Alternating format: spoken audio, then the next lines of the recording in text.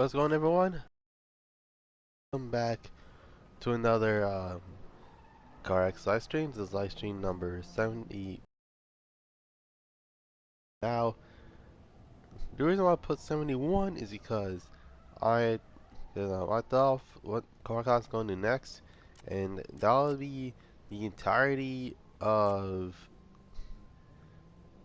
Group 2. Now, for those who are wondering, Group 2 is like their sports car category. So literally like the Eclipse, the 180, the Lexus.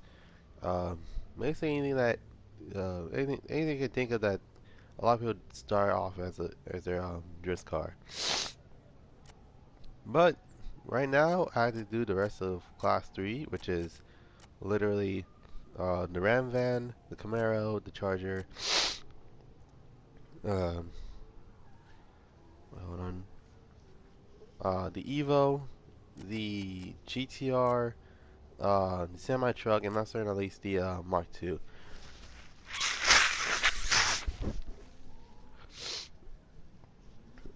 Goodness.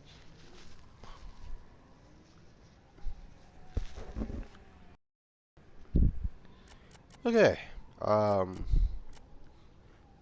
so without further ado, let's get started with the start.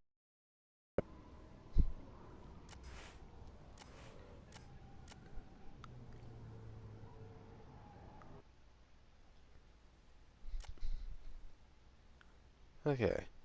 So as per usual, um it's any tire, drifting's on, time attack's off, cooling points, collisions is on, so as voting is on. So the reason I usually leave off is time attack because no one does that, and night mode because, in my opinion, um, I do like daytime's a little bit better, um, but some maps have some good night times. For example, the one I can think of is East Toge at night because literally it has like that one section of the street. But my goodness, um, East Toge is another one. Um, yeah, it was pretty cool. Not gonna lie. Anyway, um,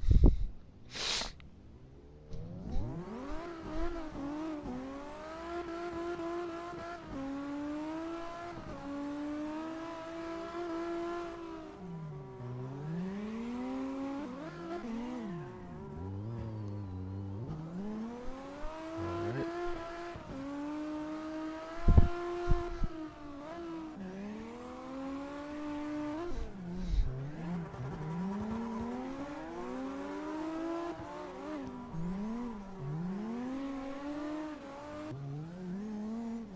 Oh god. Okay, and I see the Wi-Fi logo, meaning I'm kind of laggy right now. So, uh,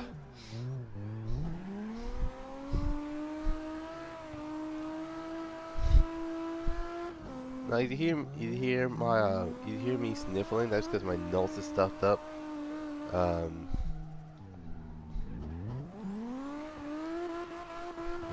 yeah, it's usually it.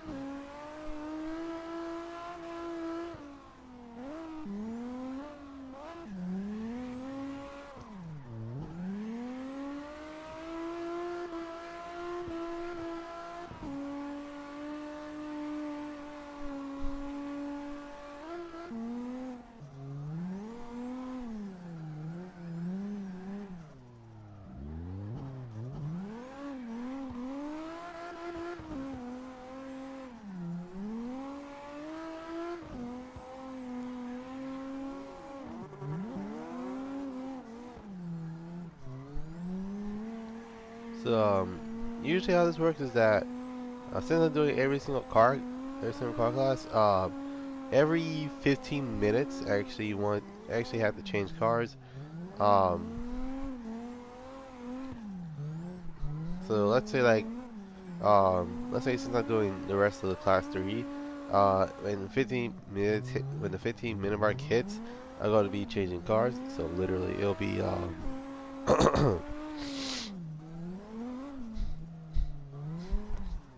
so let's say it hits 15, and I had to change cars. I have to pick the next vehicle that's right. That was like the next one on the list, which in this case will be the Camaro or the Hornet GT.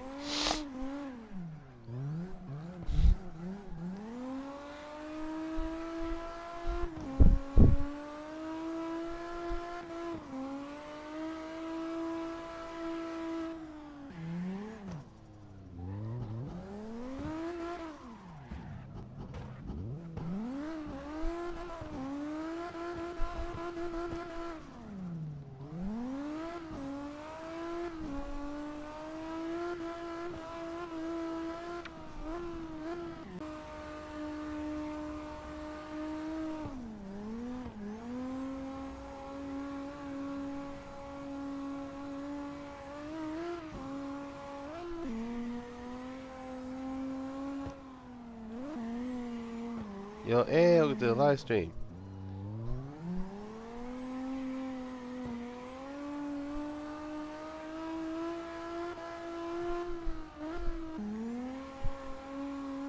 So most likely this type of live streams I'm doing right now is legit doing every single car class. But if it's too long, then it's gonna have a 2.0 and slash another numbers. So literally, for example, this I'm doing class 3 first since I use that the most, and then once I'm done, usually like either class 2, class 1, class 5. I do record class 5 is probably gonna be the ones with the most parts. The fact that um that I legit went through I forgot how many cars they have, but yikes. Anyway, so this time I'm doing the rest of class 3 and I'm gonna do class 2 next because well for the most part I do like drifting around class 2 cars. It's just that they're probably gonna be lacking in power, but I can still slide it.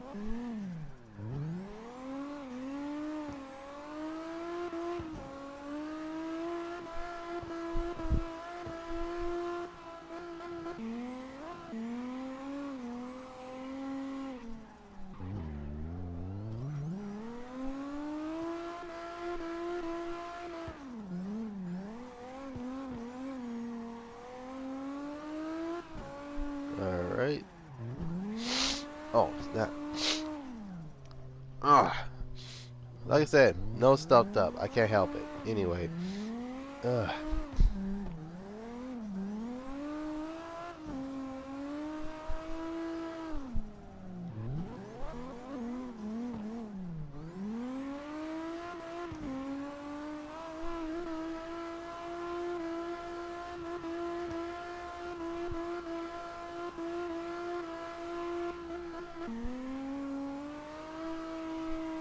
Wonder what says vans can't drift. Like, what the heck? And again, it's a Dodge Ram van, so I don't think that kind of matters in a way, but either way, it actually works.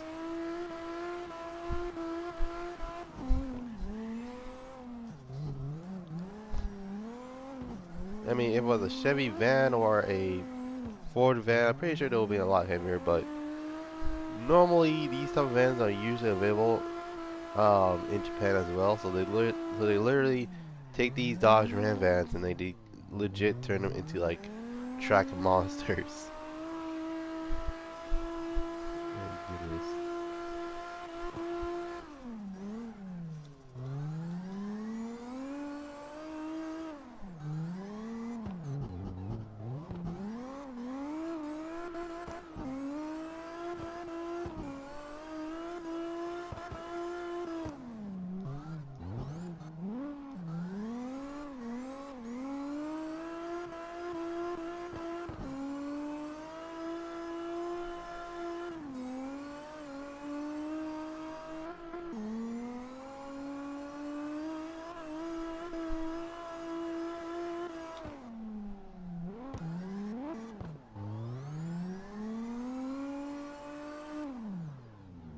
Oh jeez. Okay.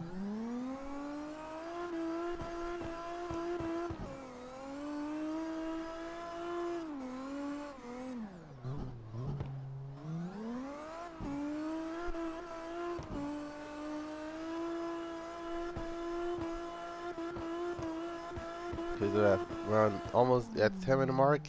1 minute, decided to change to the next car. Then again, I probably can do the entirety of Class 2 cars because they're, because even though it's like a little bit bigger than Class 1s, but it's not as big as Class 5 or 4s.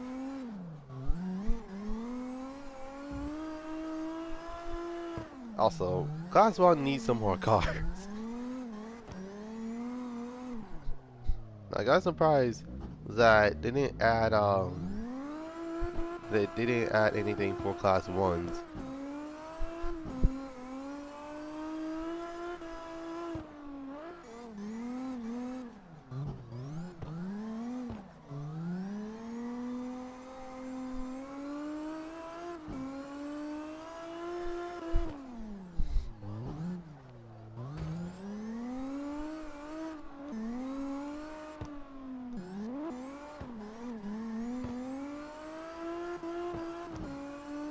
Alright.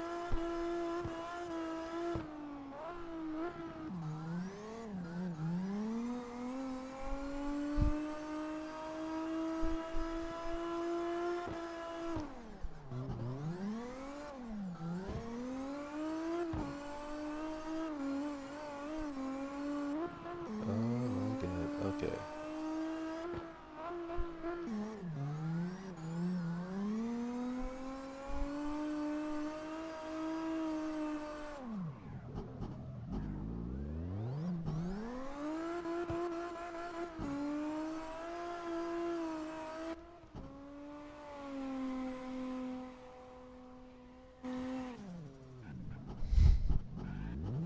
Alright then.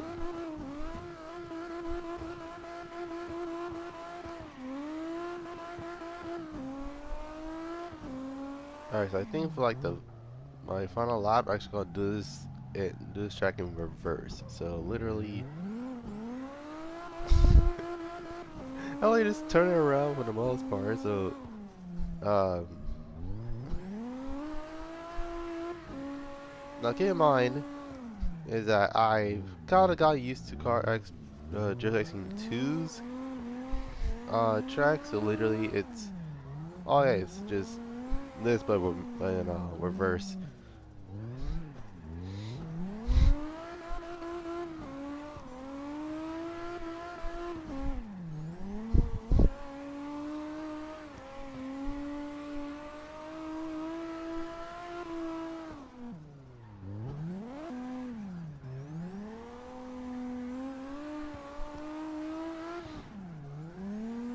Alright.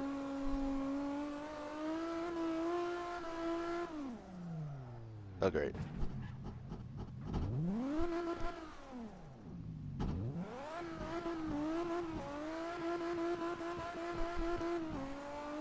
No, I thought that specific turn can actually get anybody.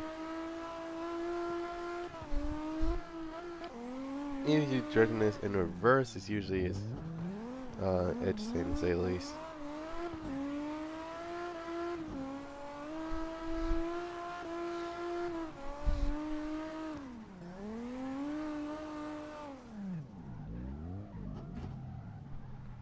Oh great.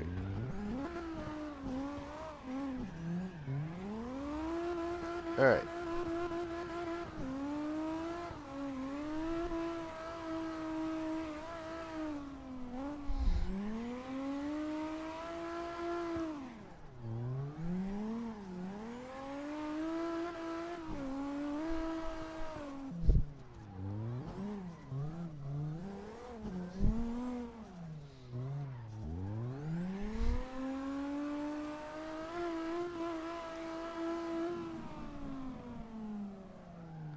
Alright, it's been 15 minutes. I'll be right back. I'm gonna change cars. Uh, like I said before, usually every 15 minutes, I'm gonna change cars because I'm doing the entirety of the entire of the car classes. So, for example, let's say I'm doing class 1. Every 15 minutes, I change to a different car, and whatever's next, I have to use that car specifically. Up next, the Hornet GT, which actually sports the R-Corp design.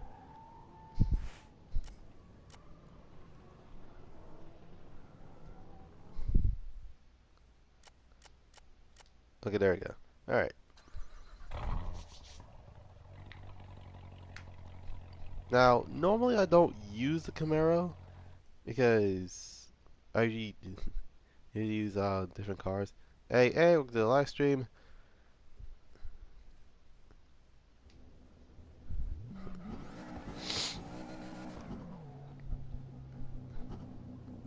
Alright, we have... Ah, okay. That's a clean RX-7.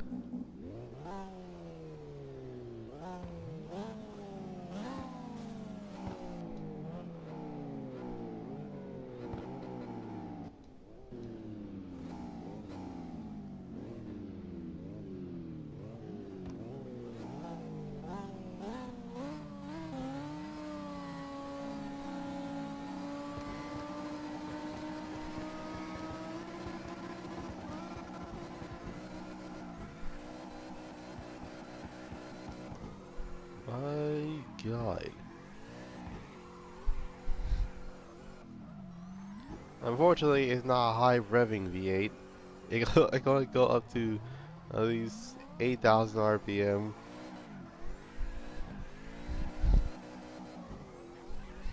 I mean, if it was for a different car, I wouldn't mind, but Jesus.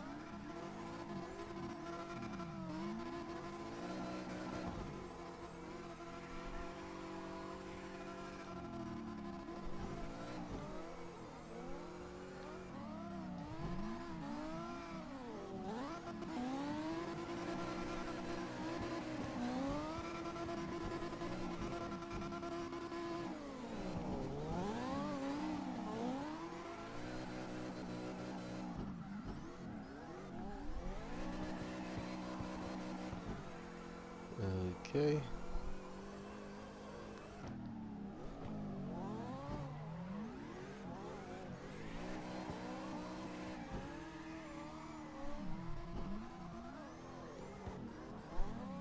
Can I try? Alright, hold on.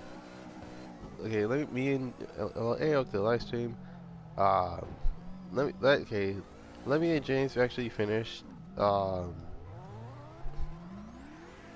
this is drift section, so now I can actually I'll be able to actually pause for the most part. Oh jeez.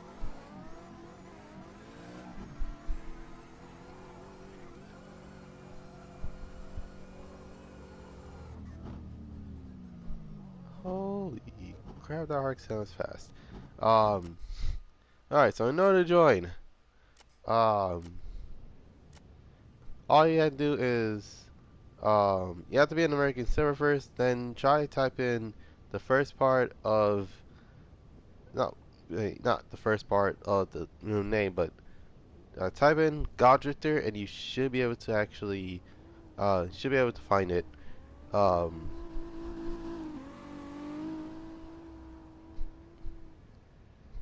and just make sure that it's in the American server, otherwise you couldn't find, otherwise you won't find it. There's always, not to mention, there's sometimes there's always something that kind of happens with lobbies like these. So there's that.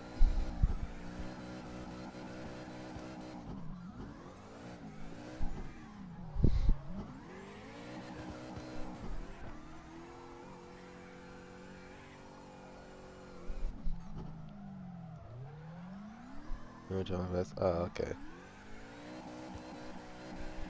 It it's mostly a chill lobby. It's like, I I don't know why people would be like, oh my god, 120 adhesion sucks, and it's like, okay, it's a chill lobby. It's, you don't judge here. Um,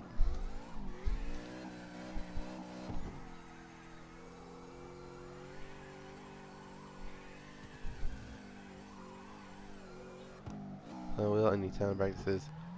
Okay.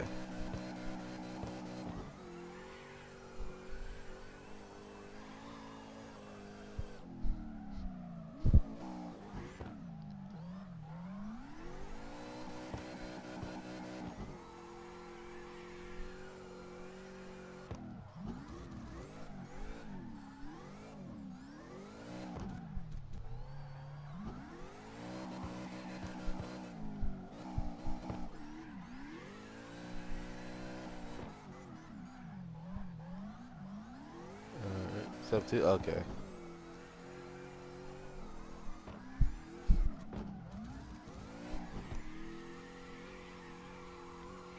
Oh my god.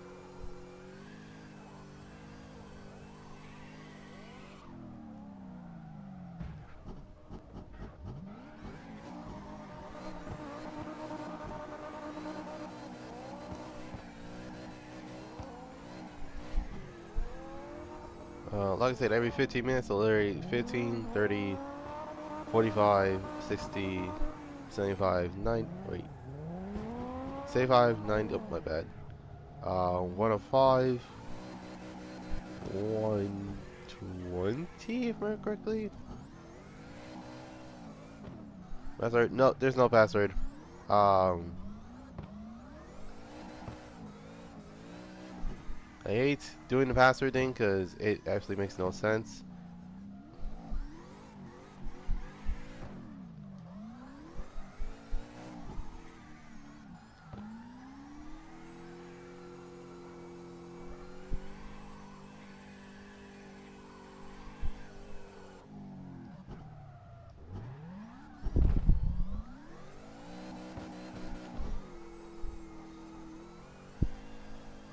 All you need to do is make sure you're in the American server, then type in Goddrifter, and you should be able to find it.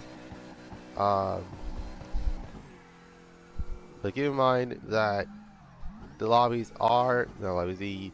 Uh, the IP is a bit buggy for the most part, but you should be able to actually join in for the most part.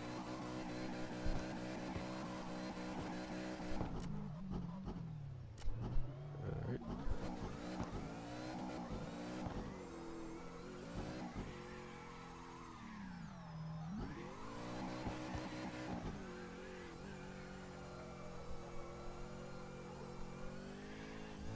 Oh jeez.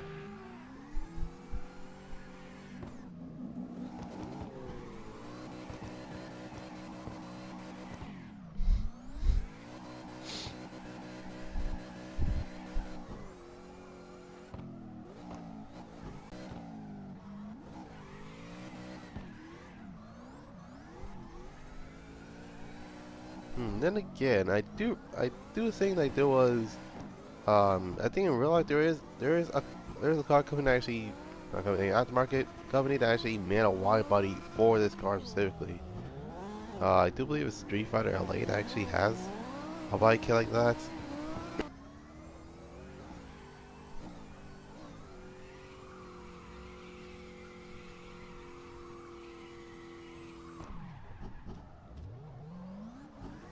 Okay, that was interesting, to say the least.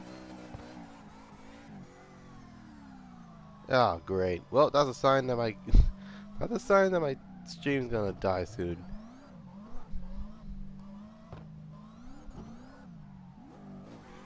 Oh, great.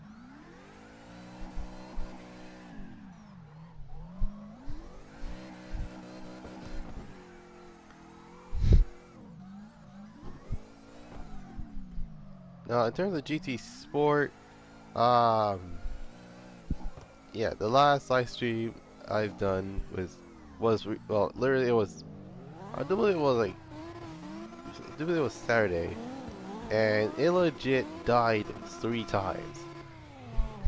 So I was been like, okay, it died 3 times, it's fine, but still. Oh yeah, I'm gonna tell you guys. Usually every 30 minutes is usually a racing cliche, a yeah, it's usually racing vehicle history, and last but not least in a nutshell. Um,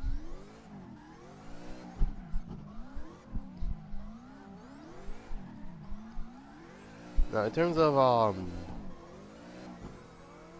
mm, actually I remember now. Normally when it comes to these cliches, they usually talk about something that is related to real life as well as um how video games usually work. How racing games usually works. Vehicle history, I'll go talk about a specific vehicle as well as their history. And last but not least, in a nutshell, you should talk about my childhood games. Um,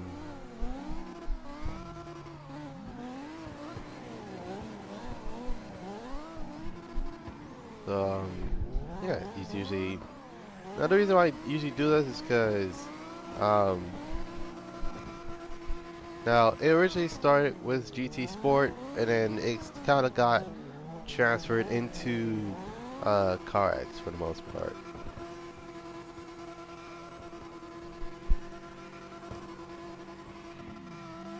Oh jeez! Oh my god! Oh my god! Okay, the lag. Okay. Well, not lag, but it kind of gets laggy every time someone joins.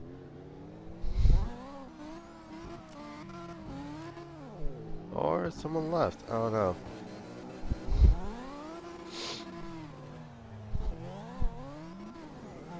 Oh, great. Okay, now I'm laggy a little bit because obviously um, there's that Wi-Fi symbol.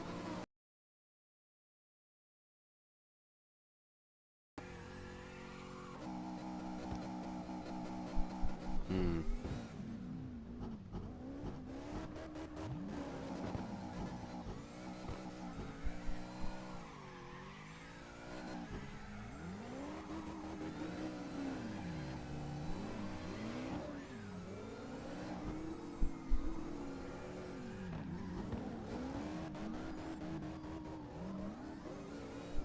Then again, I don't know why people think like I am the type of person that do passwords. For a public lobby, I don't do passwords. Um, Now the reason why I don't do passwords is because of this is because normally when it comes to like how many people actually join it. Like a bad bro. Yeah, I already know that. I know that for sure. I'm like, okay, now I'm laggy um because of the Wi-Fi thing. Oh, and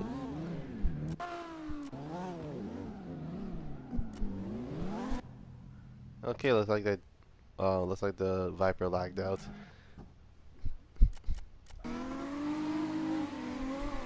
And this dude just in the SC. Ay,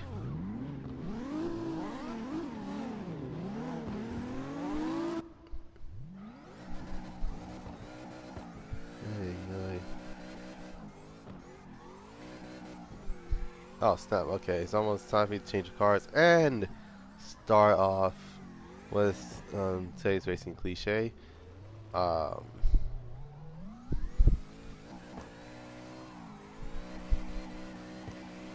Alright, now when it comes to racing games, there are mostly many types, but I haven't fully explored this genre of racing games, and these racing games are usually the ones that usually get to the point where it's like, okay, let's see if you can actually make this into a viable racing game. And the type of game I'm talking about is something that most people actually have experienced. Today, I'm going to be talking about indie racing games. So, how in the heck is there indie racing? Major what's wrong? So I switched my ADH. Oh, okay, that's the reason why you left. Um, Also, you don't have to you don't have to switch it like usually chilling for the most part. Now what was I saying? Oh yeah. Um, so how this came to be? Well, it started off as mobile games. Specifically, any racing game that actually has came out on mobile is usually a indie title, except for most games. Like for example, there is like you got the Asphalt series, which I don't believe are the ones that actually has this sort of problem. I don't know, maybe just me, but usually the way things work is kind of like this. It's kind of like having um kind of like having it's kind of like having their first job as a game developer, and you're like, okay, you probably have plenty of time to actually do majority of things you want to add to the game, and they add it to the game, and they're like, okay, we want more. So it's kind of like Car X in a way, where it's sort of like an indie-esque type of game, where it's mostly a simulation game, but at the same time, it's a drift simulator, which literally when it comes to oh jeez, I got too much angle. No, what was I saying? Oh yeah. Um, like here's a regular example. There are games like Drift Zone that actually has like drifting, like they have potential of actually making drifting games. Uh, but if they try to make it so it's realistic, then Car X is kind of like that, where it actually have the focus on drifting. Um, but then you have like games such as sorry for that. And then you got games such as shoot, what's that called? Then you got games such as Pixel Car Racer, where and man, I haven't I haven't heard anything from that game like a couple of years ago. Like Jesus.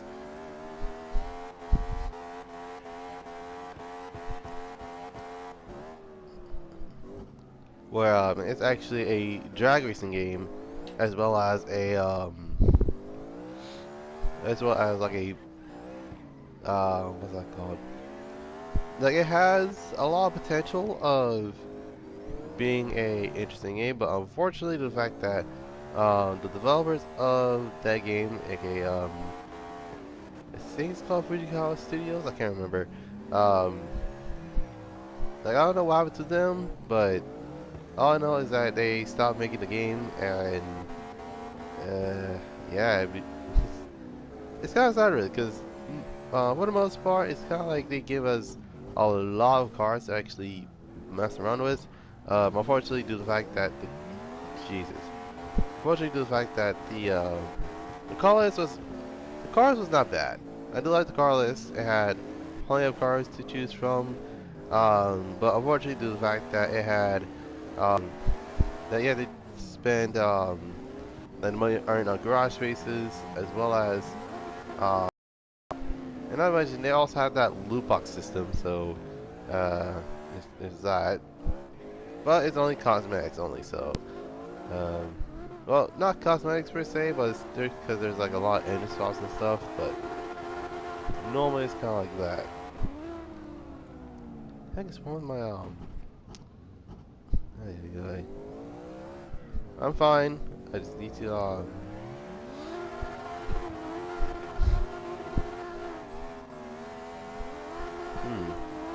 why is that the HKS Supra? Because that design seems really familiar.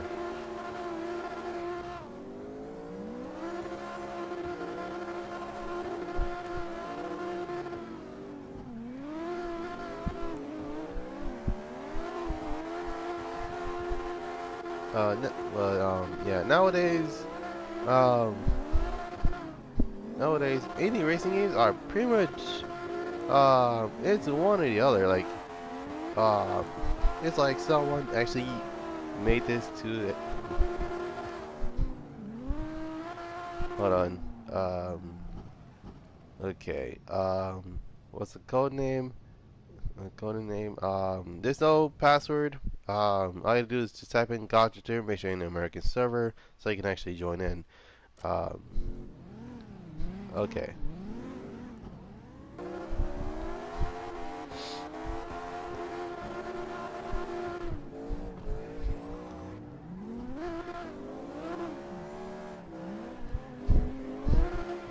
My goodness.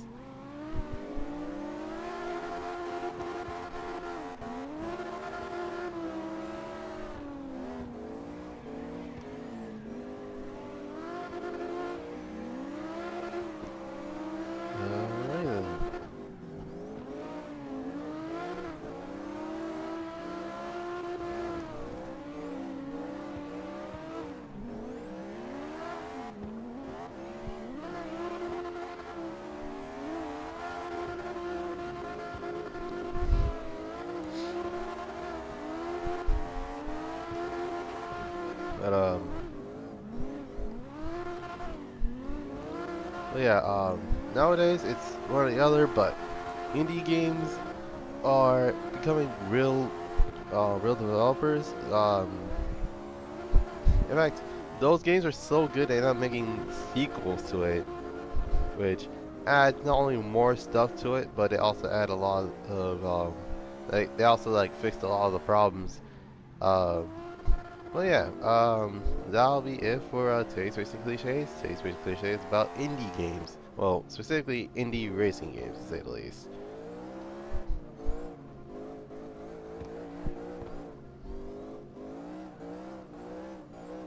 Can't find you. Are you in an American server or you're not? Or ay, ay, ay. That keep in mind that the servers in this game is pretty buggy to say the least. Um, so yeah, it's right here. Make sure you're an American server. Just type in Goddrifter and you should be able to find me. If you couldn't, um, like refresh until like you can actually so you can refresh the actual list until like all of a sudden you see boom there's like 4 people in here. So um speaking of which, let's see what's everyone's doing. Okay, he's got the SC. um okay okay, so I don't know what that design is, but it actually looks pretty sick. And then you got another Supra. Okay.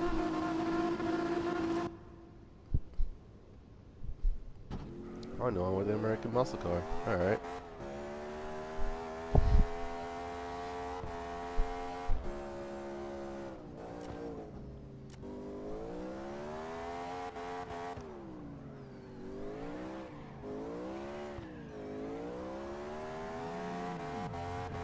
Alright.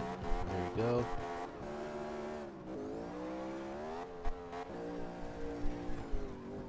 Trying to check out my whip. Wait.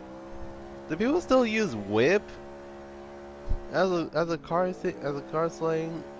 Uh, I know ride is universal, but whip?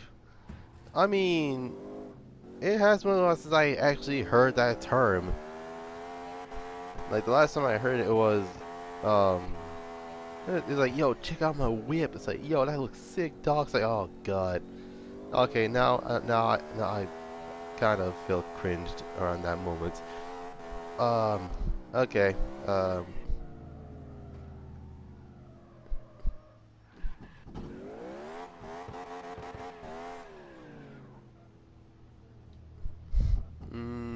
Wait. And it's a chaser.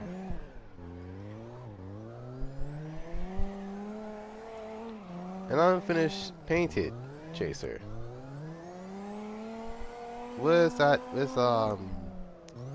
Okay, so I'm guessing that you added the hook clips yourself. Um, you'll still use whip? Wait, for real? I had not heard that term in a full on while.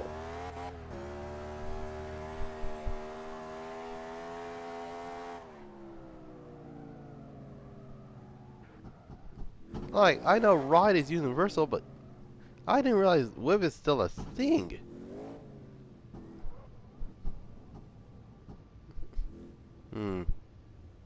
Okay, it's time for me to actually change cars again. But still, I can't believe people still use whip for whip as a car term. Ay. Well, for the most part, that's what I get for growing up in the 2000s. Things like this usually happens.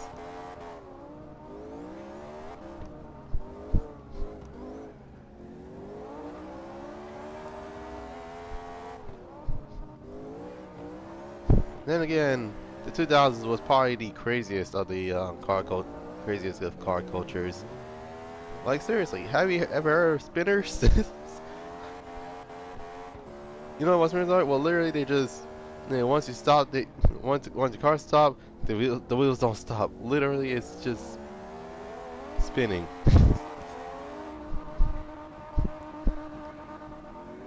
Oh my god, that was pretty close.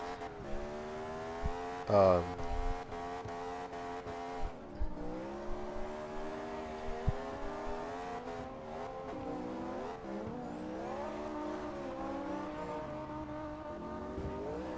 Please. Okay.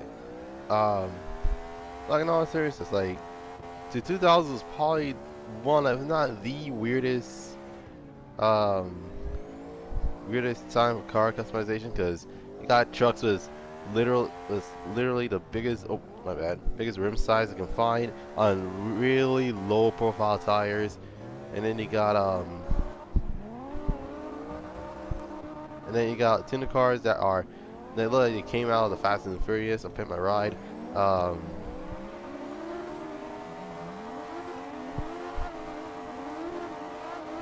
but my goodness. Um, Heck, even like the sound systems for most of these cars are usually like really elaborate, ranging from having monitors, speakers, and even amps at the same trunk. Now keep in mind that those things are pretty expensive because normally no one will go for something like having a TV in the truck or like having having a full-on subwoofer system in your car. And yeah, normally it's like, okay, hold on, it's probably have like a it's probably have like a truck lock for the most part. But yeah, it's usually it's kind of like that.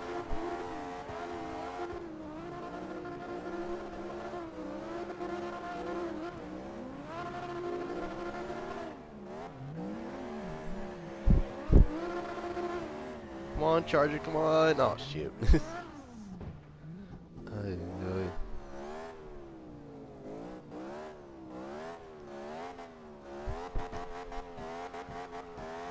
Ay, ay.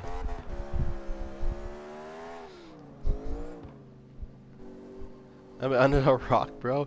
Nah, for the most part, keep in mind, like I said, I grew up in the 2000s, so literally, um, and also I am kind of familiar. Actually, not thought about it. No one knows what's coming next for car culture, like, because ranging from like 80s, 90s, having just body kits and really fast cars, um, and they got the 2000s with the most elaborate of car cultures, which is full on customizations going through the roof. And nowadays it's um like you either want to go fast or you just want to actually go to car shows. Those are the cars of Sun and L's. Uh, then again, I am talking about U.S. car cultures. Japanese car cultures. Uh, it's almost kind of like ours, but the difference being that things mean they have like Japanese sponsors like all over the place, and not to mention I should be changing cars because it's been 15 minutes. All right. Um,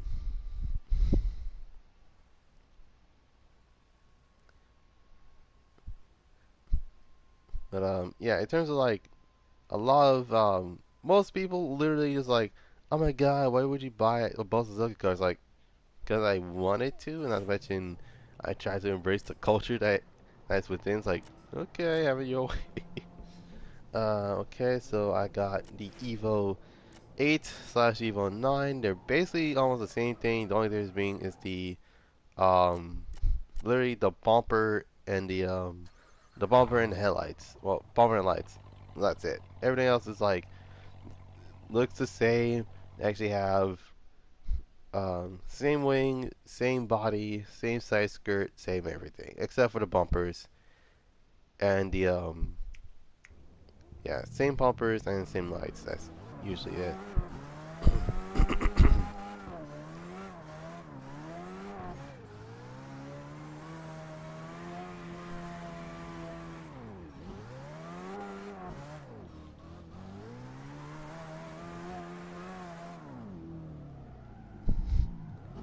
But yeah, in terms of like car culture wise, nowadays it's um, literally it's wide body, Um, wide body, big wing, three-piece wheels.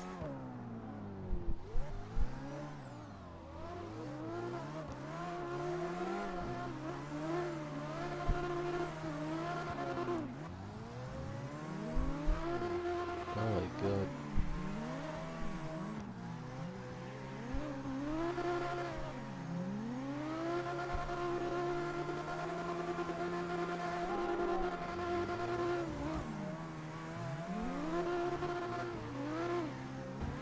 Oh jeez. Come on. Okay, we're good.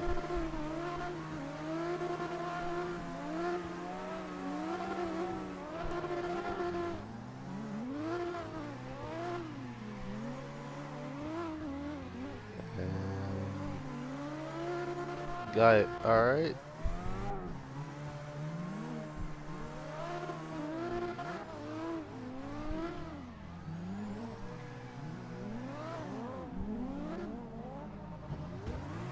Jesus. Okay, we're good.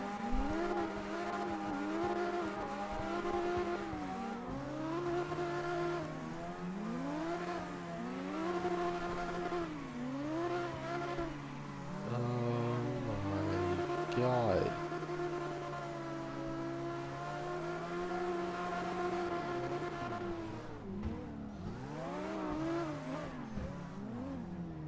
Oh jeez.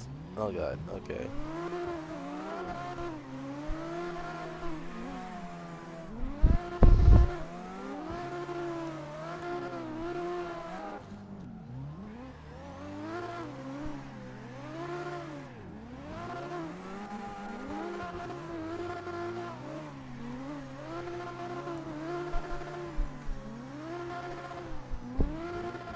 Oh my god. And also, a lot of people, literally rock drift liveries on their cars as well, even if they for the most part, even though they're like doing a lot of drifting, like you know what, I'll go have a legit drift livery on the car, and yeah, that's basically it. Yeah, for the most part, it's kind of like that. Oh Jesus, okay. Um, oh god, and I'm lucky again. Jesus, 218 milliseconds? At least it's not like 1,000, otherwise I'll be in trouble. Okay. 50 milliseconds. Uh, I don't know if I should be terrified or happy, but eh.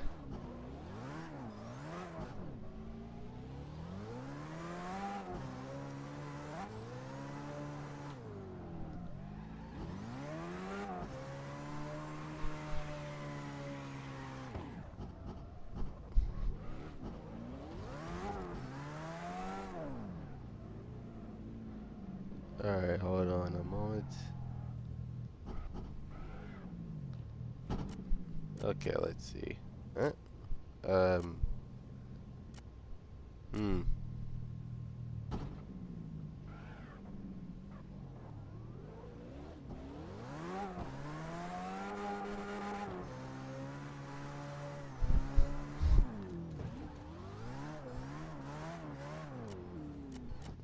Wait, hold on.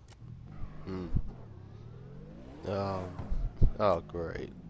Oh, wow, okay, so unless it's, God,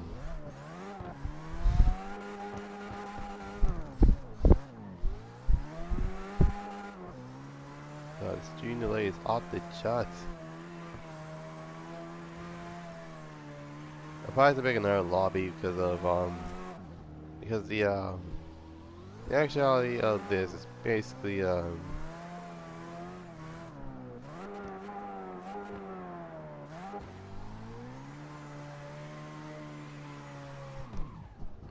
alright, I probably have to make another lobby because of, like, if someone's not moving and I don't know what's going on.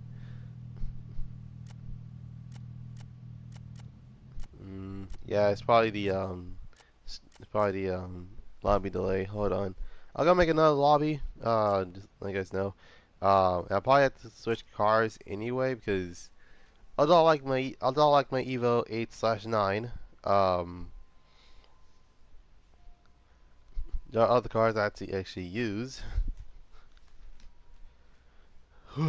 Okay.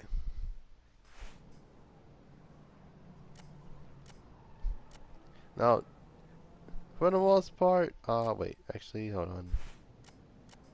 Okay, there we go. Let's see. Okay, so this is the third to last car of class 3, and then I'll probably move on to the class 2 cars. Um,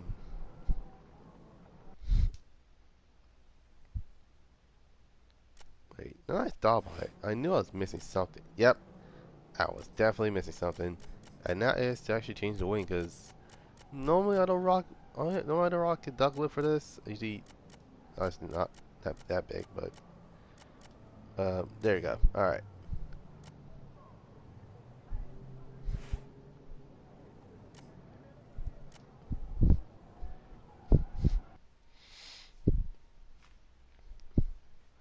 Alright, anyways, I'm legit gonna make another lobby. Because I don't know what's going on, but apparently no one's moving in my screen, so, um, there's that.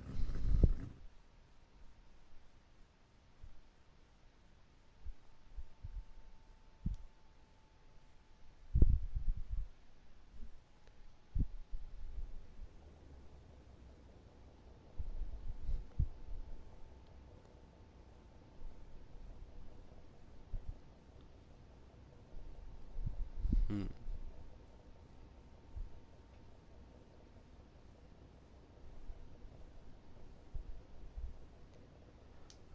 Okay, so I had the easy made R34.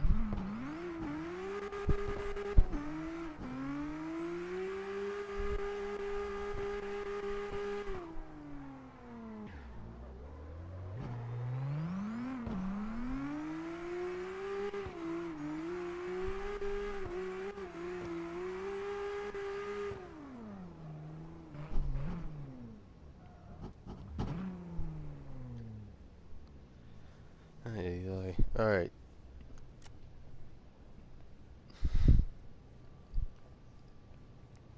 Okay, so 31 milliseconds. Alright, so it should be good. Um, just so you guys know, I actually made a different lobby because my screen wasn't moving. I got all, in fact, I literally just drive past it and all of a sudden, nothing. I'm like, what the heck? Okay, I guess they don't. I guess I don't know I don't know what happened on their screen. I just okay. Normally, okay. I have a okay, so for the most part, I have a really bad problem when it comes to like fully customizing my entire car, and most likely if I notice something that was off, I'm pretty sure I'm gonna be like, okay, hold on, let me go back. It's like, what are you doing? It's like changing interior stuff. And it's like, why exactly? Like, because I wanted to. Besides, actually, it would make a lot more sense. Um,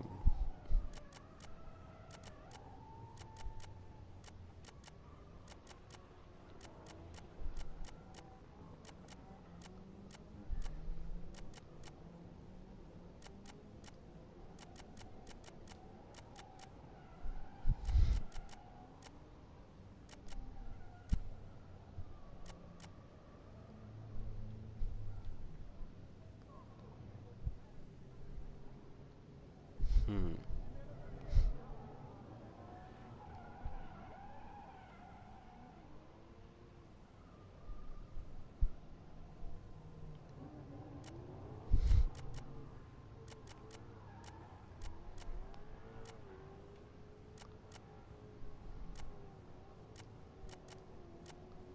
Hmm.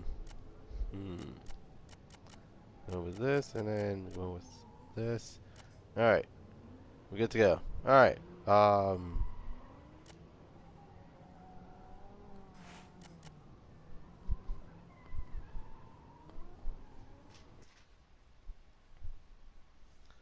Okay.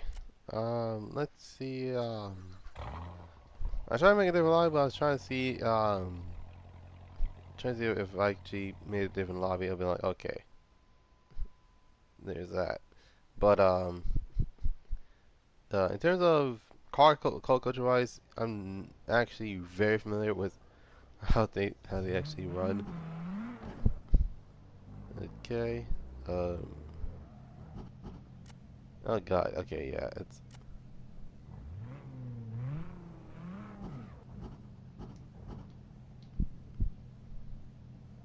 Hmm. No, just top light.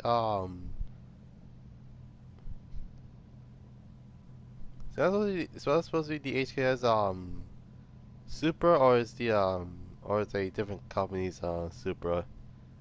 Because even because I thought the design looked very familiar, but right now it's not the HK1s. The HK1s is the S15. So I don't know which one that one is, but it actually looks pretty sick. And normally you rock the smoky Supra. I don't know what happened. And there we go.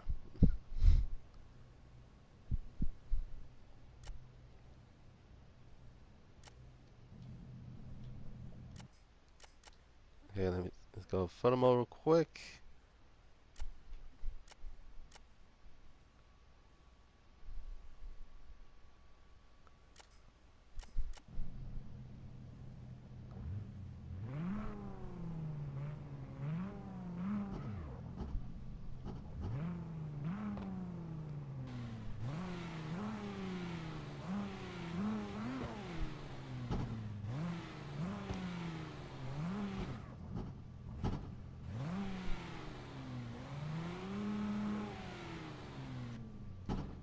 Oh my god. Okay, hold on.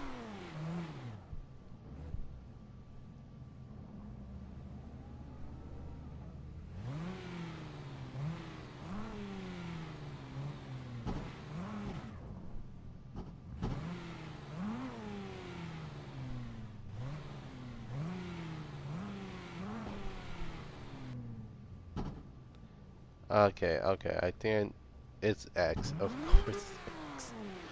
I keep thinking circle. I've been playing too much PS3. Hold on.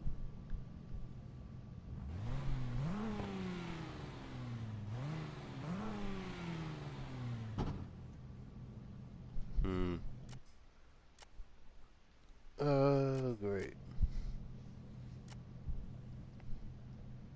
E49. Okay.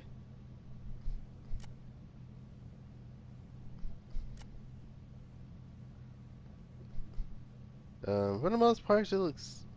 Not gonna lie, it looks pretty sick. Um.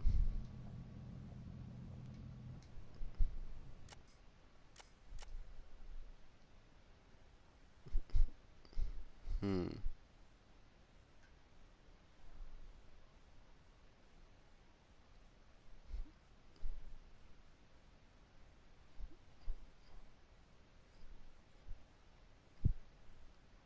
Hmm.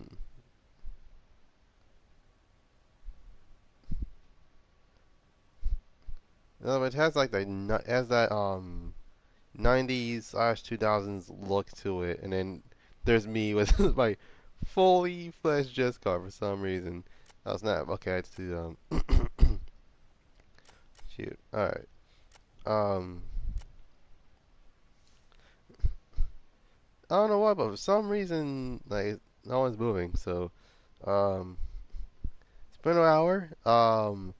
Today's vehicle history, I'm actually going to be talking about the car that more than likely got me liking VIP cars in the first place. Um, a Japanese American car that actually legit was the start of the Q series. So, um, wait, no, actually, no, I already talked about that one first and foremost. Um, got um, so in terms of the Japanese American market, it's usually due to the fact that many people like many people like yours truly listen contemplate, and more than likely it's because of that these type of cars are getting scarce these days. So yeah, today we're gonna be taking a look at the today we're gonna be talking about the history of one of the shit, I would say probably one of the most underrated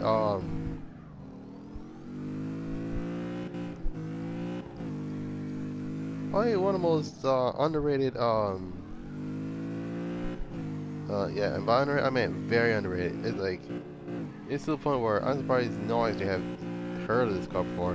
But today we're going to take a look at the Infiniti M series, specifically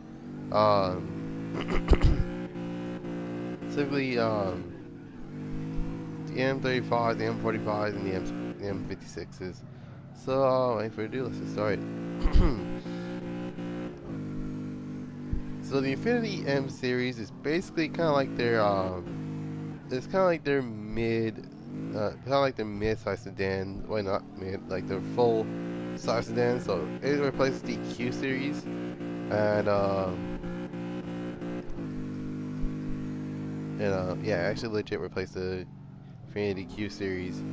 But the M series actually started around the 1990s, specifically around 1996 with their, let's see, not 1996. It started around the 1980s, and there were two specific models.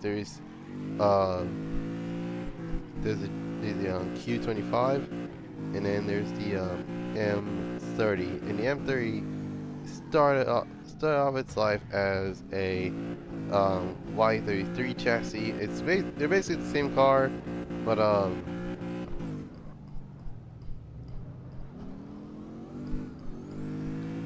the heck, what? You haven't seen a drifting truck before?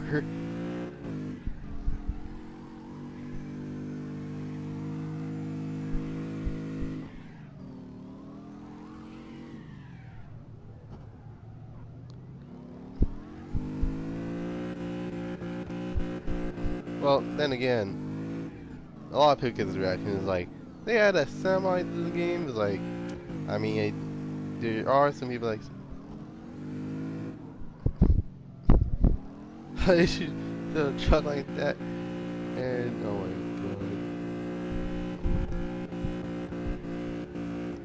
god. Wait, hold on.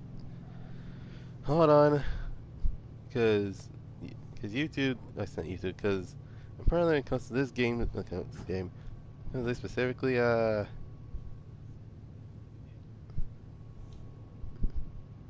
that thing is cool.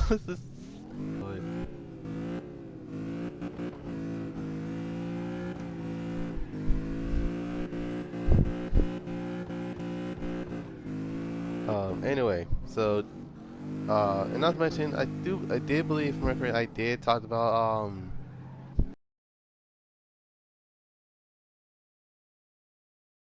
the most underrated because no one buys them except only a handful of people that know what it's capable of. So basically, so we're gonna start with the Y33 model, which in Japan it was known as Nissan Sima, which usually houses a 3.0. Normally it's because it's probably the most affordable of, not most affordable, but it's cheap luxury. That's basically what it is. It's legit a cheap luxury car that a lot of people normally don't go for these days. It's usually like, oh my god, this has an M45. Nah, man, you don't want to hang out with us. You should hang out with the luxury guys. Like, you do realize I bought this like $5,000, right? Like, wait, what? Anyway, um,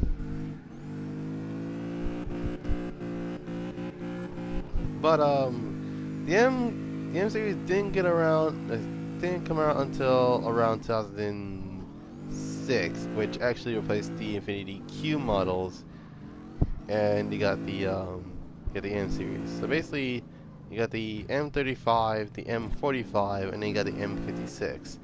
I'm going to start with the first one. The M35 houses a 3.5 liter V6, which, believe it or not, came from the 350Z. And normally, due to the fact that it's a 350Z, motor inside of a big luxurious chassis, and not to mention it's usually rear-wheel drive, a lot of people will go for this as a drift platform. Well, at the same time, they throw out the VQ in favor of either RB, LS, or a 2J for some reason.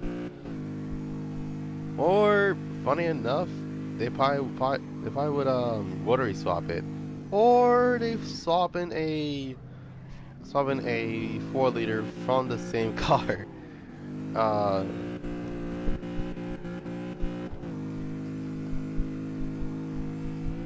but yeah. Anyway, up next we have the M45, which houses a 4.5-liter V8 that made a lot more power, but it weighs more due to the fact that, along with the extra cylinders um, interest in one of being fuel ejected, mostly is kind of like that. Um,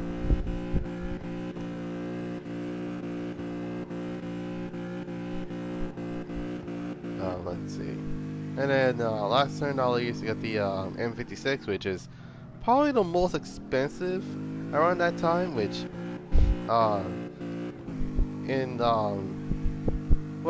2000 standards, a BMW M5 fully loaded will cost around this cost around this as well cost around the same as much as a Infiniti M56. Now, first I want to talk about the M56 is it's probably their most powerful model, but also the most expensive. If I remember correctly, the M series would have cost around, I do believe, more than I think it was like around, I think like it's like a 75, 85 grand car, which, like I said, in a bit of context, the M5 around that year cost around 85 when it's not fully loaded, which is quite impressive for what it is.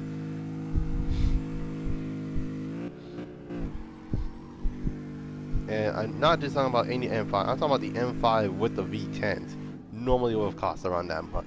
Will cost around that much.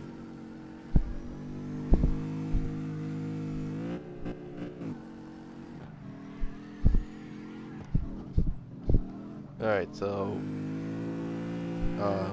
wait. I just realized that. I just realized I legit forgot to actually change cars because of the fact that 90, 105, and then 125. No, what was I saying? Oh yeah. Um, then again, like, in around 2013, yeah, and keep in mind, the exact same, they actually produced that car around from 2006 all the way to 2013. So it is not, well, for the most part for us, it's kind of old, but at the same time, it's not old. It's more of not vintage, but it's um, it's pretty interesting to say the least. Um, now, I was wondering, what you guys missed. You guys probably missed me using almost every single one of the Class 3 cars, but the difference being is that um, I haven't used this in a while. The JZX 80 or JZX 70. This is the first. Wait, I do like this. Is the I forgot which generation this one is because there is a 7th gen and a 8th gen. So I do believe it's either the 7th gen or 6th gen.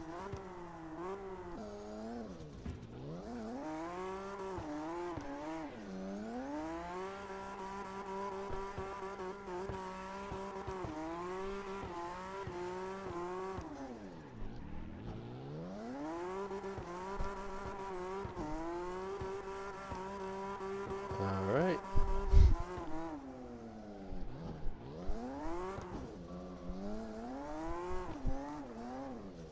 You'll guess who it is. Dunn. Hmm. Jalen Dunn.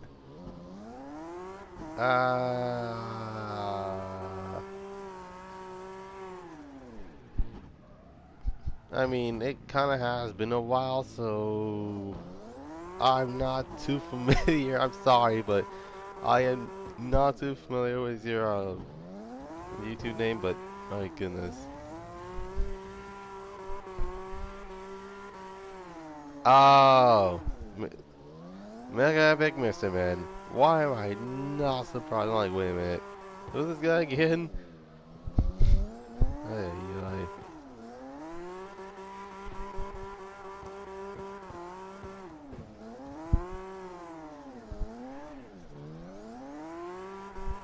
insert epic. Oh my goodness. All right.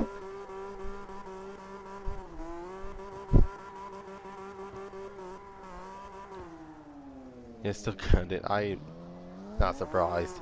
Like, yeah, I'm still grounded. It's like, wait a minute. I was like, wait, we're the one that actually got grounded because of grades? I mean, then again, for the most part, when it comes to,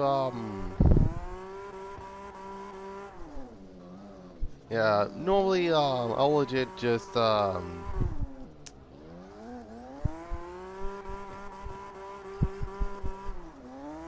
in terms of my advice is legit, um, save the gaming for later, usually pay attention to school, um, because nowadays, um, nowadays people are like, man, it's like, why go to school when I can actually hang out with my favorite streamers? Like, dude, go to school. Like, this is, like, come on now. Like, uh. Now, keep in mind, I was around that. I was in that situation where, um. Now, keep in mind, this was around fifth grade, if I remember correctly, that I stopped doing homework for the most part, and it legit taught me a lesson that I shouldn't like be like, oh yeah, I'm done. And it's like, oh, I go to school. I just don't like. I just don't do my work. It's boring. Like I don't. Well, for the most part, I mean, then again, for me, it just depends on how boring the actual. Okay, so no.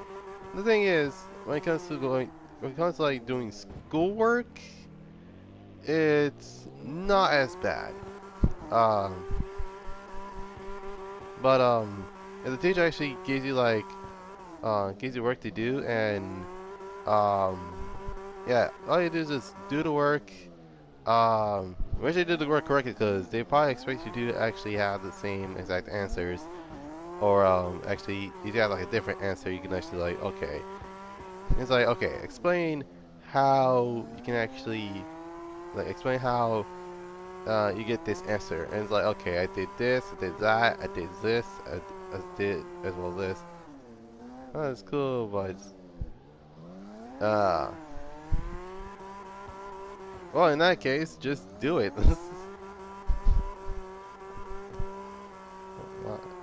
I don't, so I just don't do it.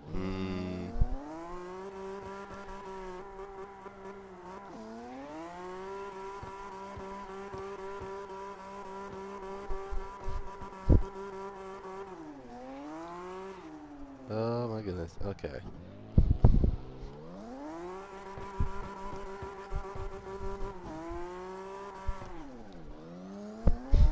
Well, basically, that's I just don't do it. Normally, like once you're done, like you're like, okay, let me just do the homework, and then I shouldn't worry about it because same thing usually happens in college. Like a lot of people, like they do the work the last minute when it's like, okay, it's like they like due tomorrow. It's like, shoot, hold on, let me just complete this real quick, and it's like people just rushed, and it's like, what the heck is all this? This is not a mindset. What I feel like it's very so that talks about something I don't remember. You'll be surprised on. You'll be surprised when when you have to like, okay, this is a really good example. No, now the thing is, I never liked math, and yet I use. It's like, wait a minute, how much is like? Because keep in mind, um, the only I know how, and keep in mind, I never use math, but the only time I use math is if I'm buying something. And it's like, okay, if I had this much, and if I get this, I probably would save up more than a couple of bucks so I can actually buy me something to eat or like get something else. And it's like, what the? I just use math. It's it's funny how my teachers uh, they will never use this stuff like the stuff that people are learning. Oh my goodness! But my goodness, you'll be surprised at how much that you don't want to do, and yet you remember remember how things usually begin. Like for example, I used to be a history teacher fanatic, but my goodness, yeah, well that's simple math. I don't need don't need calculation in my daily life. Um, unless you're counting how many, unless in terms of like portions of food, like that's another thing. Normally when it comes to like managing like your food intake, it's usually like, okay, let's see, I need three. Okay, usually I will cook like three chicken, like literally three grilled chicken strips, as well as cook something along with it, and then it's like, okay, how many portions should I eat so I can actually be full for like the time being. And yeah, it's usually kind of like that. But then again, there's legit other like like math I never used, but for some reason I end up using it anyways because I legit buying books. I'm also buying a lot of materials as well. Um, and believe it or not, um, like when it comes to like doing a lot of stuff for the class, is usually it's not that bad. But many people's like, oh my god, like I never use this. I don't use this in life, and yet they'd be surprised on how much they use.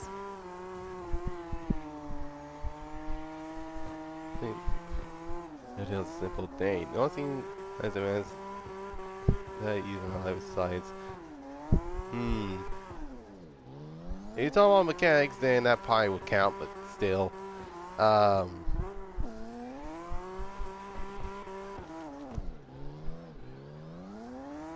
Okay, so in 5 minutes, I'm going to change classes. I'm going to change from class 3 to class 2, which is literally, it's not the second slowest, but it's more manageable than class 3. Because class 3, I kid you not, it was probably the most nightmare-ish type of thing. But yeah, either way, actually, it's pretty insane how some of this actually works. But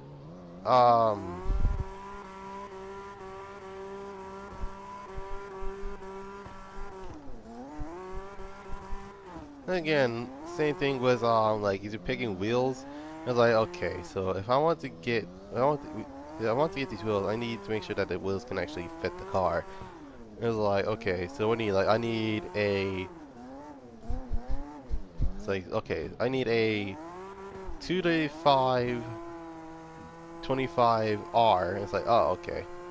Um, how many rim size? Oh, 18. So it's like, oh, okay, okay, we can actually work with that. It's like, wait a minute, what does all that mean? Like, you tell me, I don't know. This is, ay. Alright, let me explain this in car term. It's kind of like if you slot. Let's say that you have a Nissan Altima Coupe, right? And you want to swap out the 2.5 liter inline 4 for something bigger like an RB26 or like a V8 from QX80, and it's like, oh, okay, let me just swap that mess in, and hopefully it works. Not to mention the fact that um, not to mention you probably gonna need a different transmission because normally front-wheel drive cars don't have transmissions; they have transaxles. Oh, excuse me. And the only way to actually fit a transaxle is it had if the engine's sideways, which keep in mind it will not fit. Like I kid you not, it will not fit. Um, and then again, you never know. It could possibly be a pretty interesting project, to say the least. Um,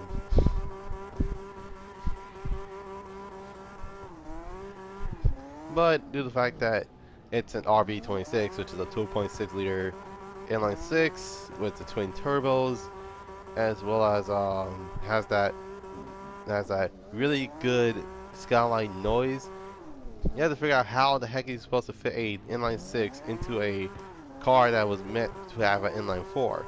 It's like, okay, let's take everything off, ranging from like the electronics, the intercooler, the radiator, basically everything that's, well, from the Ultima, and you're supposed to swap into the RV, swap the RV into it.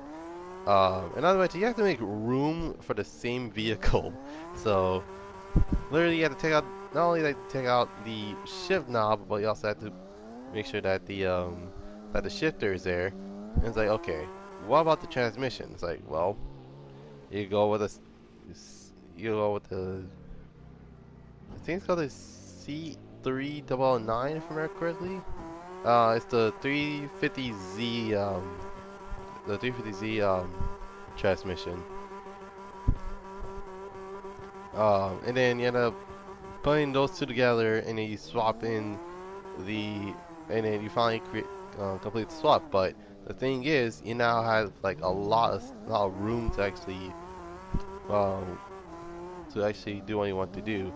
And it's like, okay, you know what? I'm going to make, not only gonna swap this car, I'm gonna make two a full-on show car. It's like, okay, so what do you do? It's like, okay, I'm going to do this Y body that is probably gonna be, it's gonna be like self-made. It's like, are you sure it's gonna be a good idea to actually make a bike kit by yourself? Like, don't worry, it should be fine. And it's like, okay, just be sure to design the vehicle before you actually do it. And guess what? This person decided not to do it, and yeah, you already know where this is going. It actually looks, not only looks tacky, but it looks offsetted, and not to mention like it looks weird at the end. It's like, what the heck happened? It's like you even bother like measuring how the oh my god. It's like, didn't bother measuring how wide the car is gonna be. It's like, no, like, what do you mean no? Like, do you specifically say that you want to do an engine swap? Like, yeah, I also want to do a Y body. It's like, okay, let's do this over again. And then they properly measured it, and he properly um checked how big the wheels have to be in order for it to actually be able to fit. And it's like, okay, we finally got it. It's like, yeah, now we have to fit the wheels. Like, now you bought wheels for this? Like, yeah, and guess what? You didn't bother. Car do I have no car. I legit don't have a car. Um, I just using that as an example. It was like, no hate either. Yeah, I go to the live stream. So wait till you type it. Maybe not hit enter. Oh my god. I don't have a car either. My goodness. Um. Anyways, I finally done with class 3. Now going on with the class 2 and going off with the Solar, which is a Mitsubishi Eclipse. Um. Hi, hey, with the live stream. Wait, I already said hi to you earlier. What the heck is this? Um. But yeah, it's kind of like okay, it's like, and it's like okay, he didn't properly say what rim size, what wheels he's going for, or if they're gonna be like the same spec. And it's, he ordered like five pair of five pair of wheels. Not five pair, five set of wheels. Just making sure. Hmm.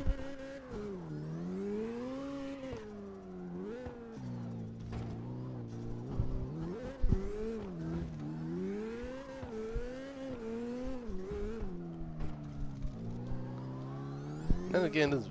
Then again, dude, I am actually interested in this bike. Actually, for this Eclipse, even though I don't believe they actually made one, but I do know a certain YouTube group that I don't know what happened, but something must have dropped to make the floor shake. But what was I saying? Oh yeah. Basically, so yeah, this card basically for those I've watched a lot of SEMA coverage, why hashtag why body the world? Oh my god.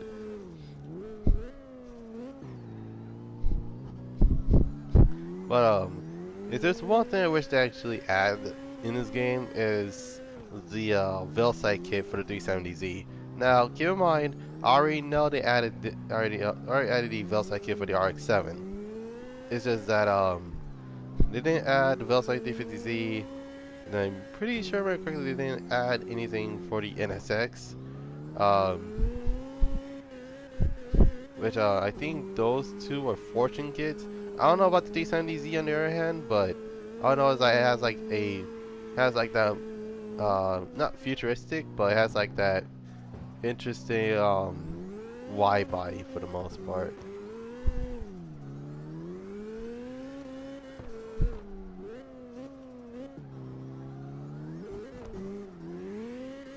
Oh my god.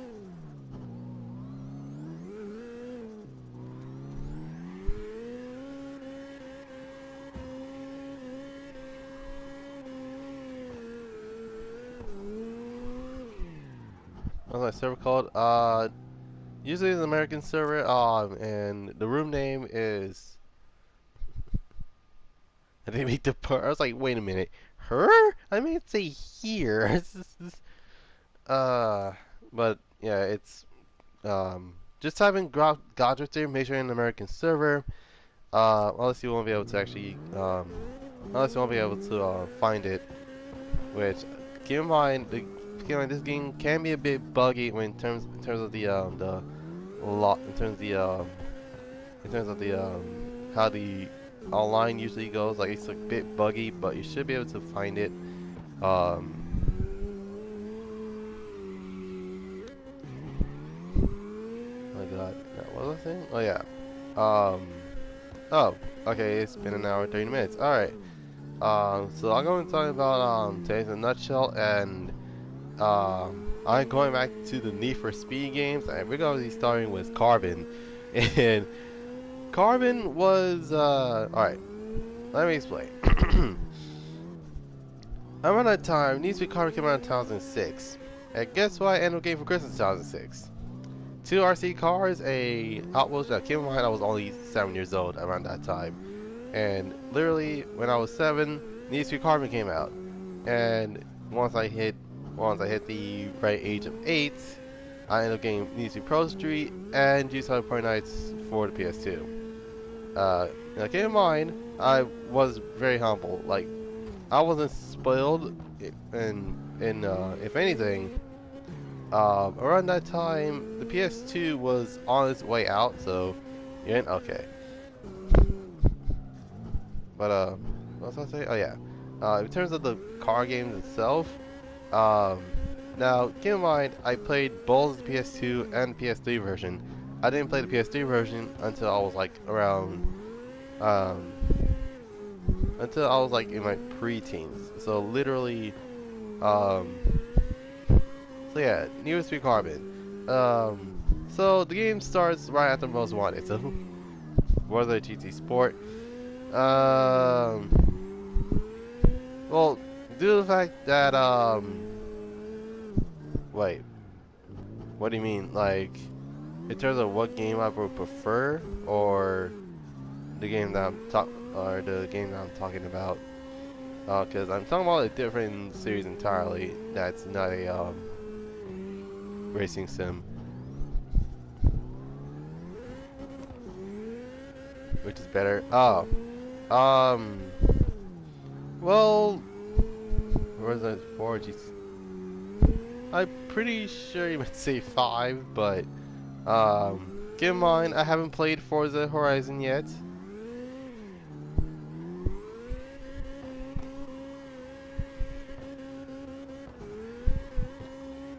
Okay, this camera, 3, camera 4, and then this camera 5. Nah, because 5 just came out. And is that a... That's a flanker F. Okay, interesting. Uh,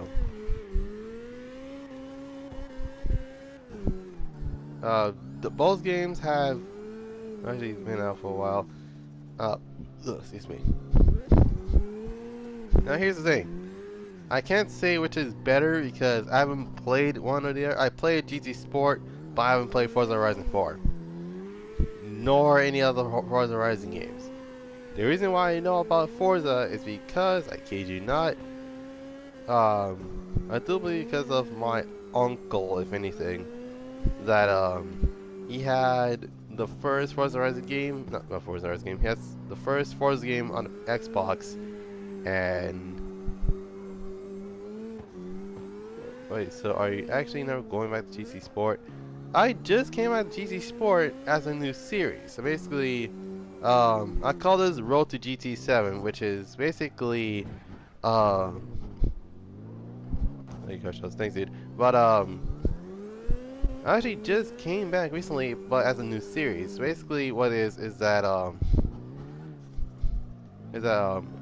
actually now the moment that GT7 comes out, I'll stop streaming GT Sport entirely. So yeah, for the most part, it's kind of like that. Um,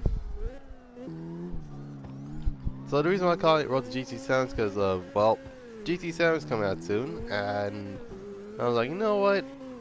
Let's do this road. Let's do this road to certain games thing because I did one last time. Um, even though I got 80 views, uh, still doing the same content GT Sport or different things. It's gonna be a bit different other than the car shows because car shows are probably the same thing as before, but I'll go and do different things. So, it's like legit. I'm gonna be. We're going for like, let's say for example, let's say that I'm gonna be doing some drifting that day. It's gonna be a full-on drift lobby, and um, depending on if someone is gonna be enjoying drifting for the most part, it's gonna be like, okay, let's see, you're gonna be doing a bit of drifting there, you gotta do some cruising here, you gotta do some car shows over there, and we got some RPs over there, so but yeah, for the most part, it's kind of like that. And like I said, I haven't played Forza. Shocking, I know, but keep in mind, I grew up entirely on PlayStations, so literally, um, so for the most part, it's kind of an it's kind of like an unfair favorites because normally it's because because I didn't play Forza, but I did play Gran Turismo. That's all I can say for now.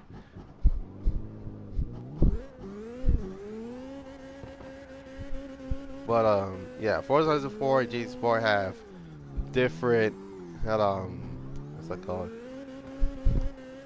Oh yeah, Forza Horizon, the Forza Horizon games and GT Sport had different things that are better in.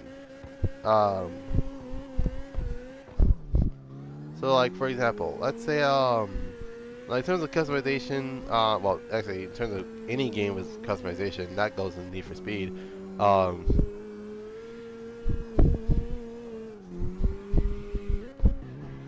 But when it comes to like let's okay, Carlix, like yeah, Carlix for example, obviously for the wins, but I'd rather have like 400 something cars with over a lot of detailed noise that come from different cars, and having like copy and paste sounds for each car. So there's that. What was I saying? All right. So yeah, News to Garmin started around after the end of Most Wanted. Not gonna spoil it for you guys. You just have to play the games. You just have to play the game yourself. So anyways, the only way to policy, which apparently that's where your main character came from. I kid you not.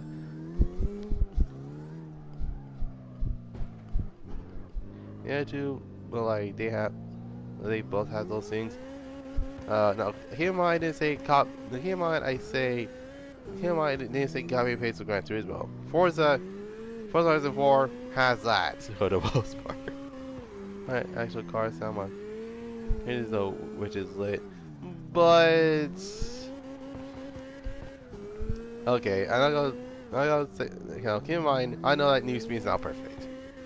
I know new speed is not perfect, but I'd rather manually change the way my car sounds than slap a bunch of parts in order to actually make the actual bike. It's not make it, make things work. Oh snap! It's not a lot of.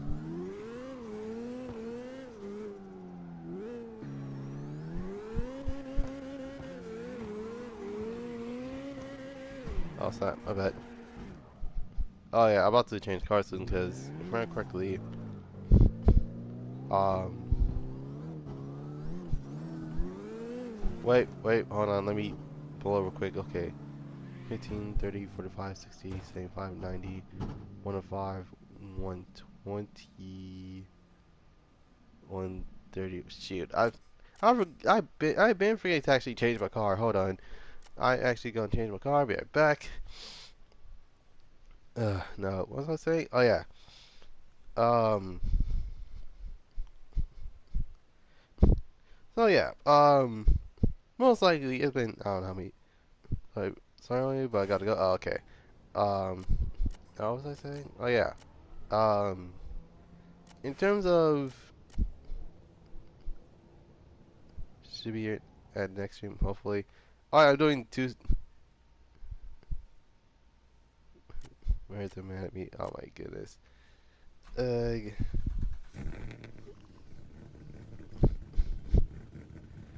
But still, make sure you do the work. So next time, okay. Now what was I say? Oh yeah. So around, I do believe it was like I know like it came out around 2000. They're like okay. Um.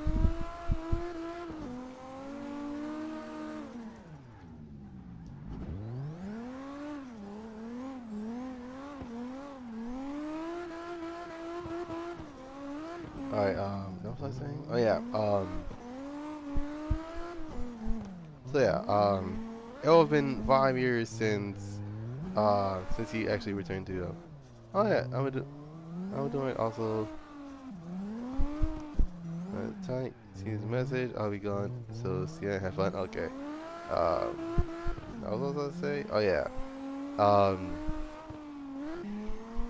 So yeah, News Requirement takes place after Most Wanted, which keep in mind you're driving back to Palma State after I don't know what the heck happened, but um, by the entirety of the game you probably would figure out already that you actually were driven out of the city to actually right there. I don't know what the heck happened, but um, yeah, basically um,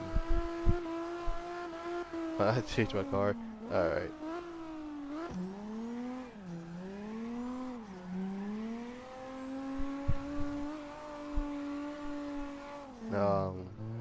What was I gonna say? Oh yeah. Um, in terms of why, they actually have, um, not why, but oh yeah. in terms of like,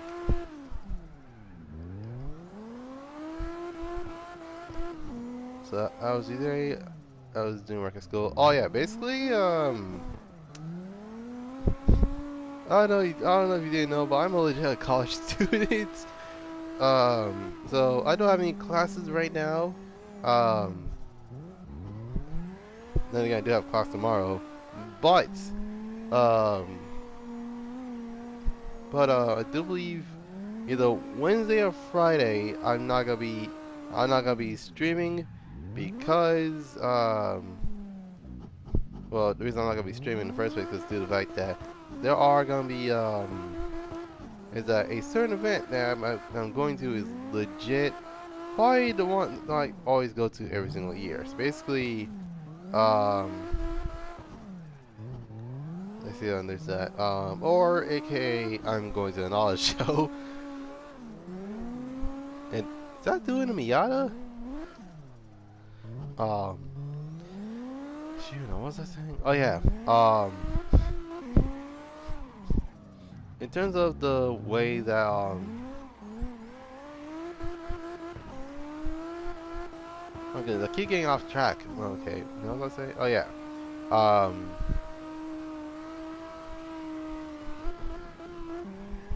so basically, right after you reminisces on the memories, you end up finding out that not Chase, Cross legit is just chasing you for some reason, and totals your M3. Now, for most people, they're like, okay, can I at least keep the M3 so I can actually have like enough money to actually repair it? But no, it's like, oh yeah, the car is total. It's like by what? By what? The either the truck or oh, that's the reason. And it turns out, is he? Well, for those who have not seen the has seen the other cutscenes in Nice Carbon, you will realize that the reason why I told him in the first place is because literally Cross backs up and hits your car. I do not know why they actually cut it, but it was like, oh come on, I literally just want this car back. But yeah, for the most part, oh Jesus.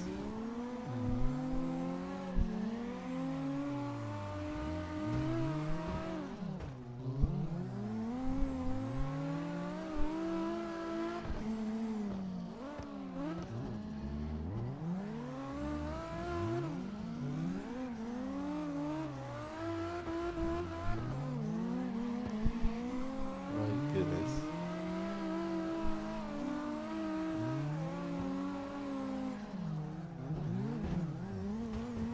Oh my goodness, okay.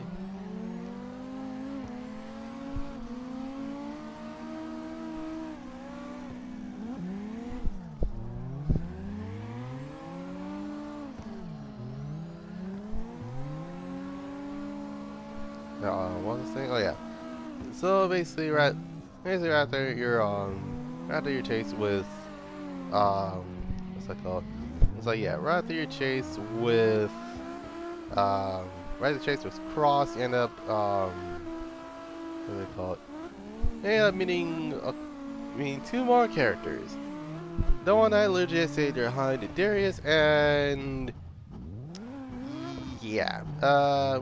Funny enough, this is probably the funny thing to say is, but I used to have a crush on this actor when I was a kid. Her name is Emmanuel Volge, and she played as Nikki from Need for Speed Carbon.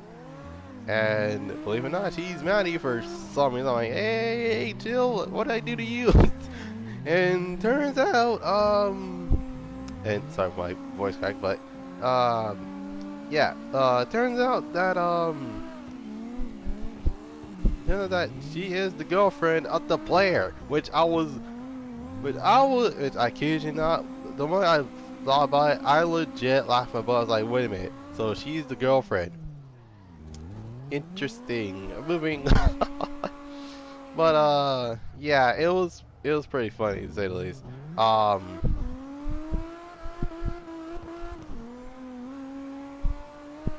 Wait, let's see. 135, 150. Okay, so I have 3 minutes until I have to change cars again. But yeah, for the most part, it's interesting to say the least. So anyways, you end up getting dropped off by Nikki, and you end up picking and choose between three cars. And keep in mind that these three cars will actually start you off as start off in a certain um not a certain area, but in a certain territory.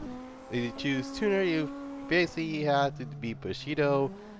Pick exotics, you have to beat TFK, and then you know what I'm out. So saying if it wasn't, yeah, I thought so. Also, I looked around, but apparently my cat was under. Oh my god, it was, your cat was under the bed, wasn't it? It's like leave me alone and try to get some sleep here in the dark.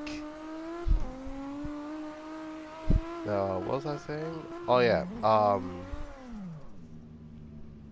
Oh no, it wasn't under the bed. It was on the couch. Sorry, I'm not looking at the. The reason why I have two chats. I have one that's on my TV screen. The other one that's on my phone. So, oh excuse me. All right, now in terms of now the thing is, you pick now there are three cars that are you may be familiar with, but for example, the RX-8, which Izzy drove, was the starter car. The Camaro, which Izzy had the black edition. You actually can actually drive the Camaro in that game specifically. But the newest car in the game, which is the Alfa Romeo Brera, and we thing is we never got that in the U.S., which is pretty funny to say the least. Because I mean, then again, it's a hatch, but normally that's more like a tuner if anything. Like, if you want exotic, like you at least give me a Benz at least. But not only they introduce car class, but also introduce the tiers. Now, these tiers are would have been the biggest thing that ever actually came out around that time of every single Need for Speed game. So yeah, Need for Carbon actually started the tier thing. So yeah, for the sake of for the sake of the story actually being really short, I'm going to be choosing I'll choose RX-8 for example. Basically, um once you choose your car, you get a tutorial on how the game works. Basically, it's kind of like Need for Speed Most Wanted, only things are a bit different. First of all, the game took place at night, and not to mention, um, instead of racing by yourself, you're racing with a crew member, which for the PS2 would fill in the extra spot. But in terms of the PS3 edition, on the other hand, it's six. Well, it's like six drivers plus you and plus your crew member. Now there are three types. They're basically blockers, drafters, and scout. I'll start with the latter. The scout literally looks for shortcuts to actually make the race much easier, but it is legit just in case in this case if you try to strategize on how you want to do the shortcut. Um, Other nice got drafters, which basically um, once activated, you can actually go in behind the vehicle and uh, you can actually gain top speed. And then once you're done, you can actually slingshot right past the drafter in order to get like an extra boost. On the other hand, you got blockers, which around once activated, they will drive dirty and they will actually hit their opponents. I found the drafters a lot more useful to the fact that not only that their cars are ridiculously heavy for what they are, but they're probably the biggest game changers, especially since, well, let's see, well, if you want to actually get rid of the opponents that are coming at you really fast, it's like okay, blocker. Get him. It's like, got it. um,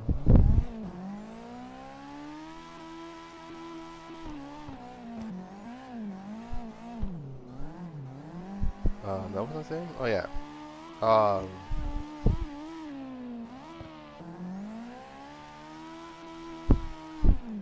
at the same time, it actually is not that bad. Um, after completing one territory, you get to now. This is also how now the difference between Moleswine and Carbon are pretty much night and day, literally. Like not only they have those two, but they also have a way to actually race the boss. Basically, you have to completely conquer the entirety of um, the entirety of their territory. Along with that, they also had like you can do the extra races. Um, it was just for like bigger unlocks as well. Um, but yeah, this is probably the funniest part is the fact that um, literally, once you're done with um, now basically what you can do is actually race the boss, and once you beat the boss in the regular race, you have to do the actual race in the canyon. Now the canyon is a bit different.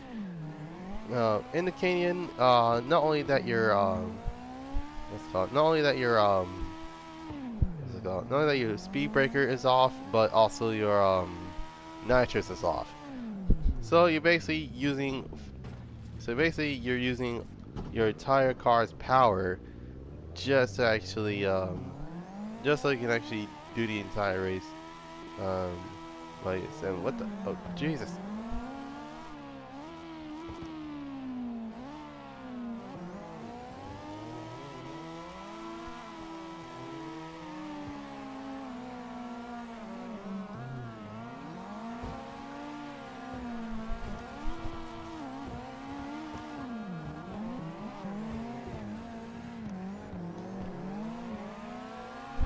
What was I saying? Oh yeah.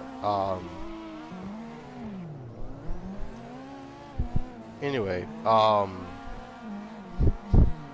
Basically, right after you beat the boss, you actually get, you actually, not only that you unlock, not only that you unlock that specific car, but you can actually, um, what's it called? You can actually, shoot, I keep forgetting what it is. Oh, I remember. Um, but the only thing that stays the same is that after you beat the boss, you actually get to now you can actually choose which you can choose two reward cards. Normally I would try to go for the boss's card since those cards are probably more upgraded than the if you actually buy stock. Um, but at the same time, I will try my best to actually the um, get the extra parts for that specific car. Um, because you pick the vinyl ones, then the vinyl one is legit just their team, but with a different flair to it. Anyways, right after that, not only that you actually, not only that you get the car as well as the extra part, but you also get a new crew member that is from that same team. But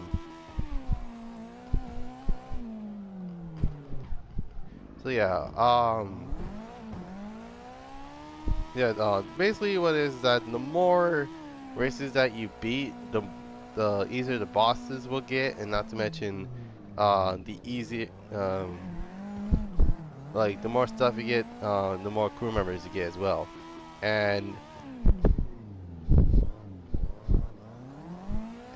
yeah, there's that. Anyways, um, right after right after two races, not after races, right after the other two territories, you got a call from Darius, and all of a sudden, boom, all of a sudden, boom, you basically figure out that he was trying to, he's like, yeah, you're getting money, you're clearing the air. It's like, what more could you want? It's like, Man, you know what I wanted. I wanted your car, your money, your house, your food. No, I'm just kidding. But um, what was I? No, what was I saying? Oh yeah. Um, basically, now each of the crew members that you beat the bosses for actually actually tells their side of the story, and turns out once you piece all the puzzles, you figure out what happened around that night. Which, keep in mind, that's probably the most interesting. That's probably the biggest game changer of them all, because like because keep in mind that it's like, okay, hold on. So let me get straight. Someone called the cops. Someone let me escape, and someone actually switched the bag, which well, it's one how in order you want to do this, go for tuners first, then go to muscles, and then go to exotics, and then um right after that basically it is what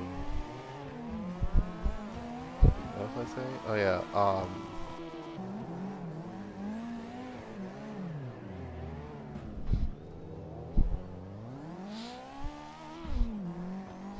shoot, now I remember. Basically it's kind of like they give you but no, not much, and they finally give you the final territory that you have to actually conquer, which is a lot bigger than most territories, which is Silverton, a which is actually is owned by um, their 16 stack deck. Which difference between the three territories that you've been before is the fact that um, those teams don't have specific cars. Like with Bushido, it's tuners. Ken 21st Recruit is muscles, and TFK is exotics. Static deck is a mixture of all three classes, but as well as I'm sorry, this is legit decided to actually bring a big rate to the track. I mean, I did that, but still, what was I saying? Oh yeah. So yeah, for the most part, it's kind of like an interesting thing to actually talk about. Um, and not much right after you get like a after we finish all the territories plus getting a tier 3 car. Uh, this one is a bit special because not only that you're doing the race that uh, yeah, not only that you're doing the exact same race that that they did in the flashback, but um,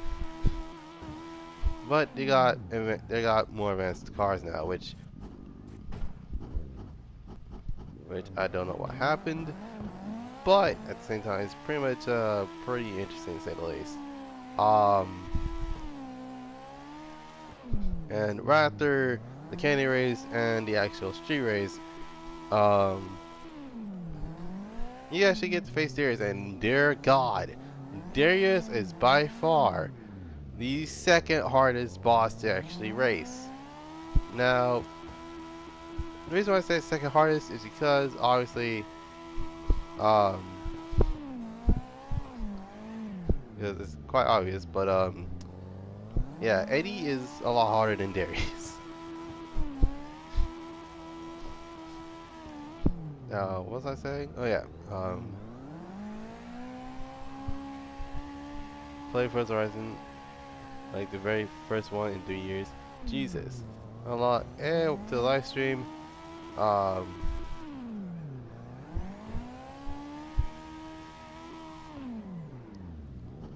and okay, feel like it's been 15 minutes.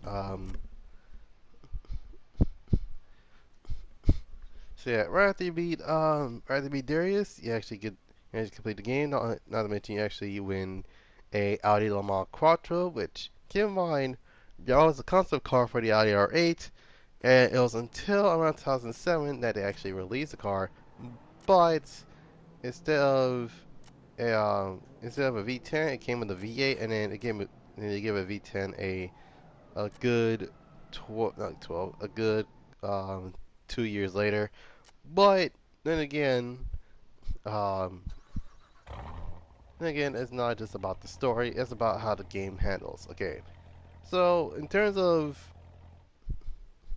the okay, so I'm going to rate this game based off of 5 things: replayability, gameplay, car list, customization, um,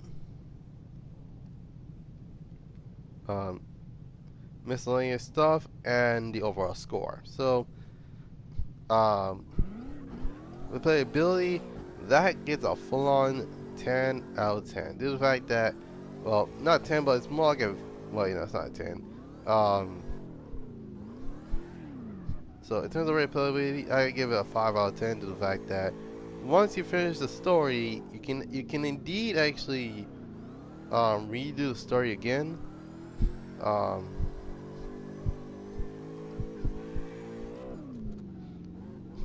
but the reason why people would do that is legit just to get every single part, which I wish they don't do, but at the same time it kind of is it's not no there's no point of it, but it's just a bit better if they actually give us the rest of the parts. Um,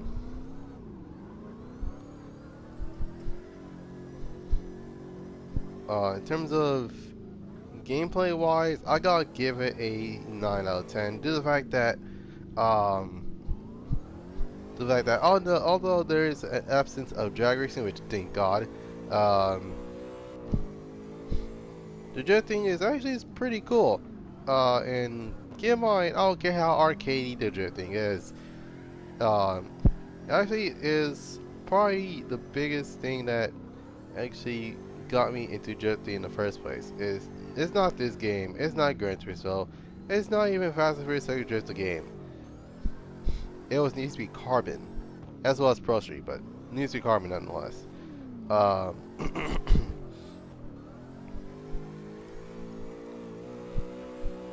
in terms of like,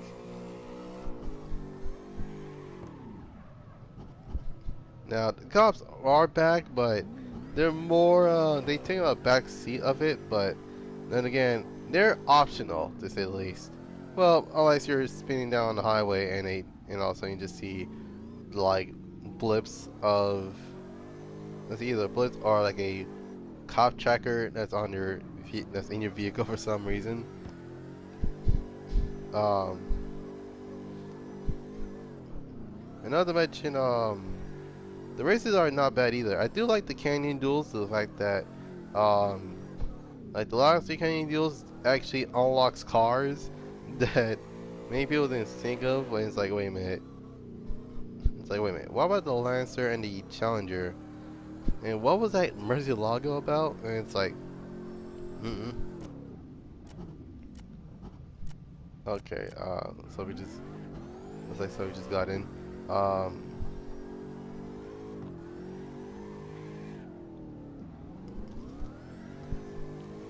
let's see. Um,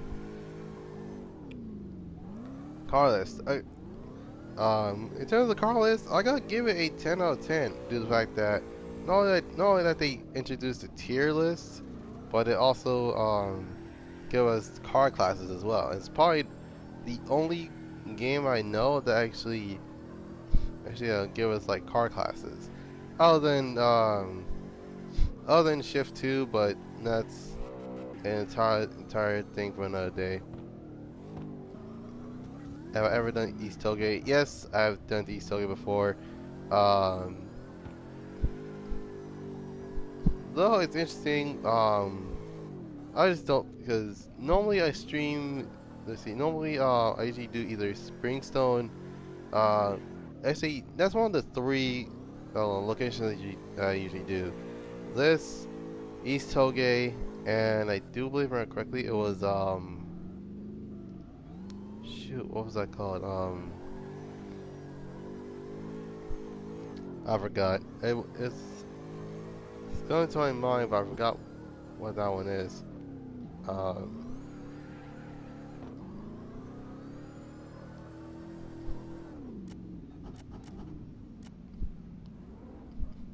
Wait, let me. Wait a minute. Let me see what. I know what the map looks like, but it's forgot.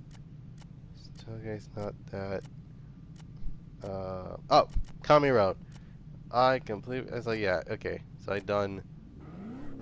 So you done ones this, ones you still get ones, and then also I'm being Kami Road.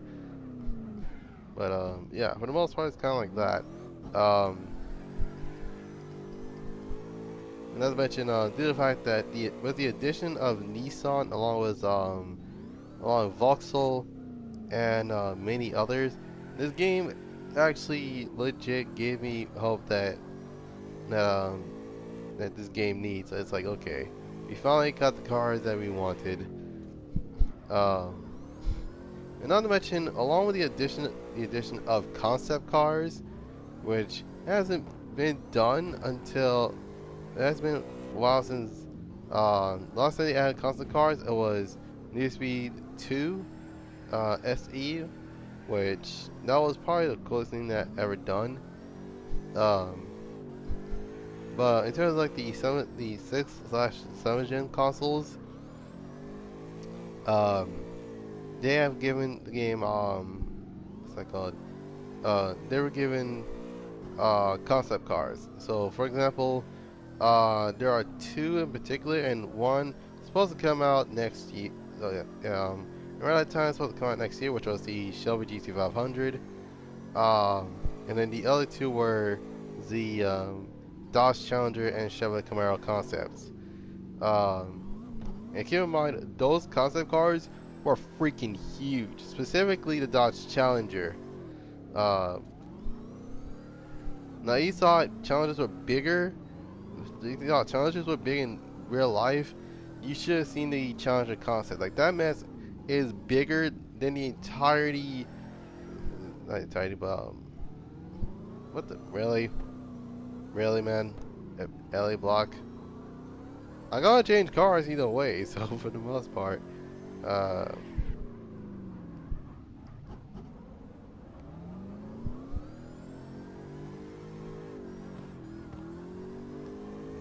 I see. No, no, actually, I have like around 36. Actually, changed my car. At this point, I actually just lost count. Um,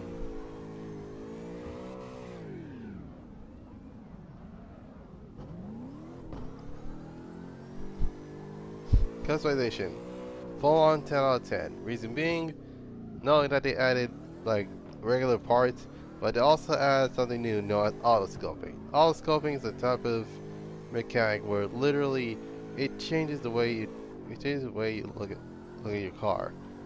For example, there are aftermarket. uh, Is it coded? No, it's not password. There's no password for this. All you need to do is actually go into American server and type Goddrifter on the search bar, and then you should be able to find it. But don't do that yet. I'm about to change cars, so give me a moment. Um,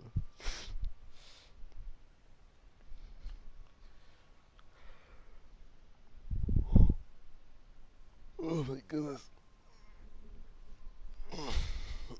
Oh, what time is it? Hold on. Let's see. It is 2:07. Jesus. Okay.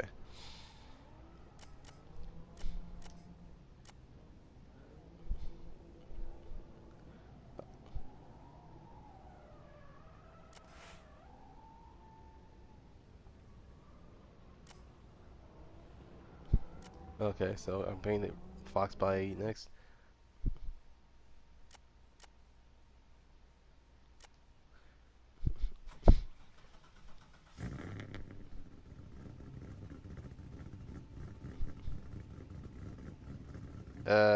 I don't know what you're. Wait. Hold on.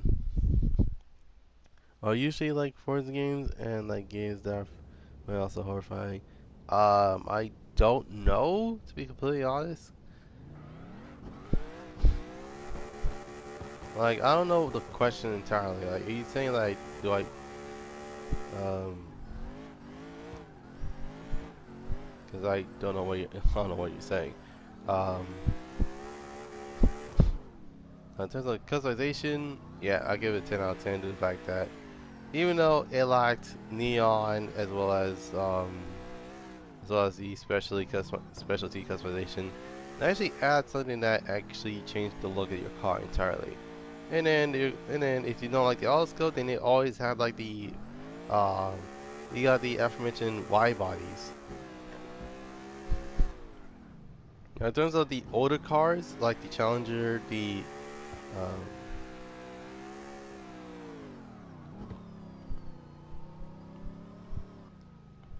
what's this one called? Are you talking about the Fox body? Or are you talking about Are you talking about this? Because um, are you talking about the lobby? Or are you talking about the car that I'm driving? Because in terms of the car I'm driving, it's basically a Fox body of this game.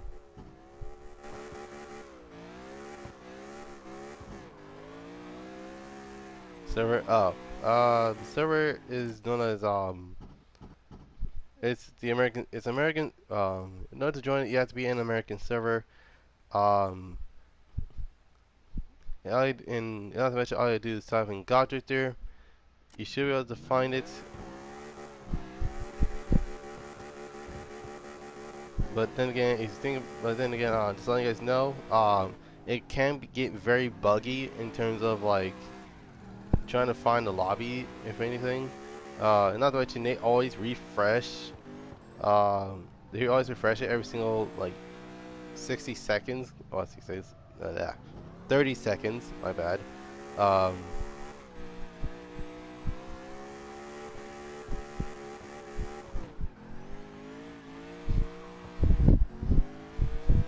Now, in terms of um,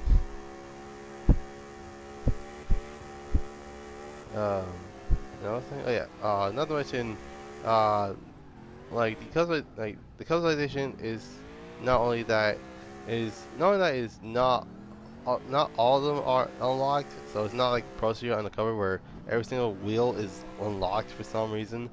Um, like you have to legit work for those wheels. So Um, for example, let's say that you want to get the BBS RSGTs, but they're locked. Um, they're locked because you have to do a specific race to actually unlock them. It's like um, okay, where's the rim? It's like okay, where's the rim package running? It's like okay, it's that race. And yeah, and I'm unlocking it. It's like okay, cool. I could finally get myself BBS RSGTs because why the heck not? Um,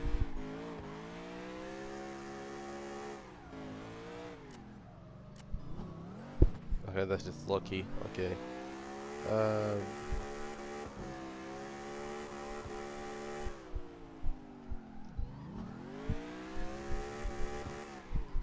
Now in terms of the miscellaneous stuff, I gotta give that like once again, it's gonna be a 10 out of 10. Actually, now the reason why I keep giving these things 10, oh my bad.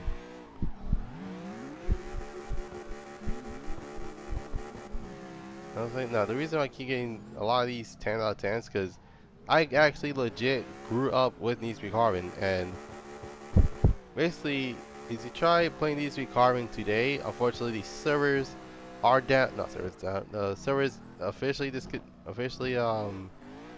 around 2014. So legit. No,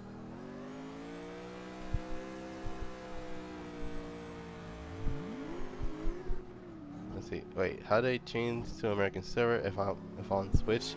Um. Wait, hold on. Let me do something real quick. Stay here. I'll be right back. I'll be right back. Um. Okay. This is what you do. Hold on. Um.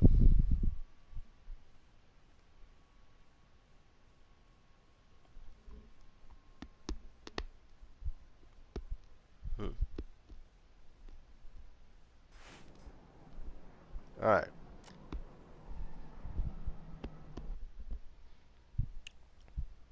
Basically, in terms of the controller, you press no, not report. Hold on. Okay, gotta go. Um, Most likely you for it's on controller, just press the right stick and it'll say available servers. Now keep in mind, South America is recently new. That's one thing for sure. And then you got Europe, you got Asia, and then you got America. Usually America is the top server. Or it depends on where you find it, because I don't know. Went to the thing where you can check out how many people there are. Series or some reason my internet shot to like shot up to 735, then went back. Oh yeah, that usually normally it doesn't happen to me. I don't know why, but for some reason it's weird. Um, went back to 35. Oh my god, okay, no problem. Um, oh, I thought it says Mad Dog. I'm like, wait, Mad Dog from GTA San Andreas? Oh no. He went from a rapper to a drifter. Oh god. This is.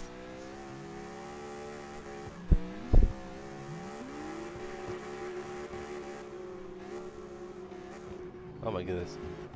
Alright, there we go.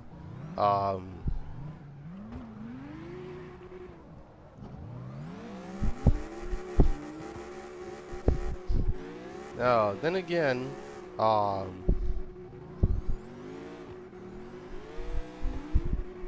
don't know how many cars I got left, but well, it's gonna be like a really long live stream if I, alright, so I'm going to do at least 5 more cars, because I do believe like wait no, 4 more cars, my bad, due to the fact that, usually those cars go like a 4 in a row type of stuff, so, row type of thing, so, yeah, there's, Jesus!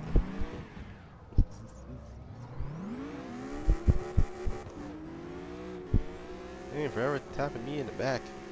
Stop tapping me in the back, I don't know why.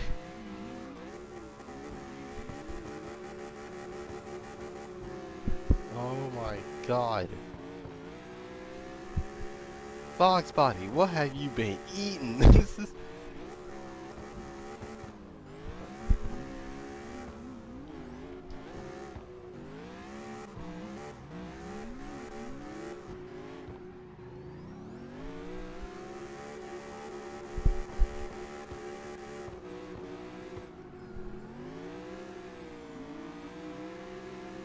Alright.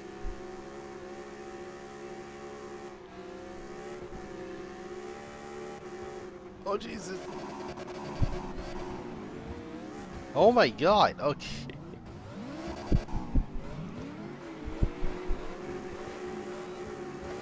Oh, it was just me, but that was incredibly laggy. Like, what the heck?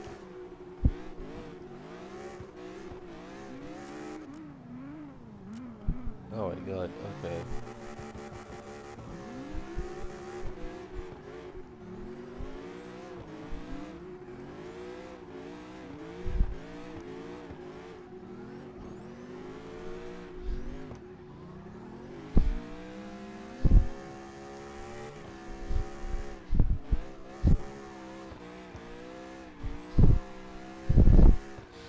My goodness. Oh my god, okay.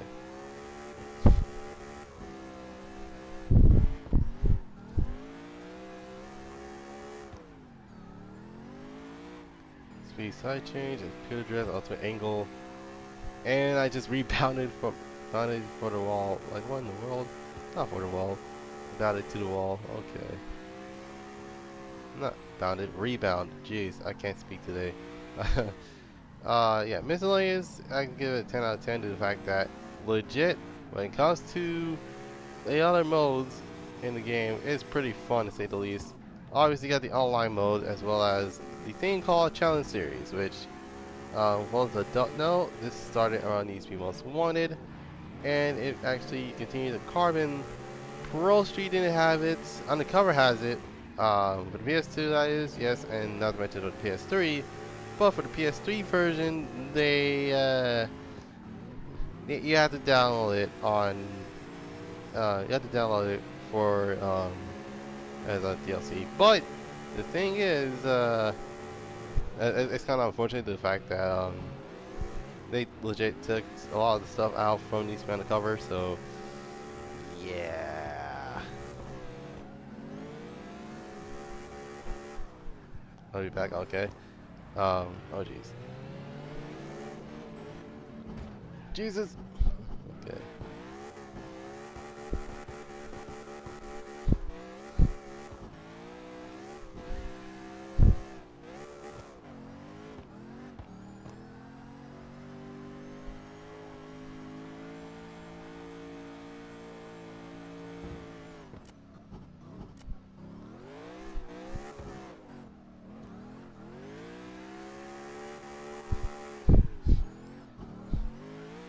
Alright, alright, so I'll be right back. I'm actually going to change cars again. Um, although I like my Fox body, aka my American-made Hoon Fox for the most part. Um,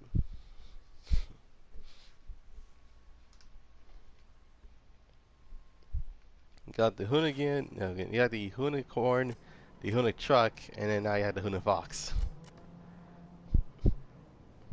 Oh, okay. So, okay, never mind. I got.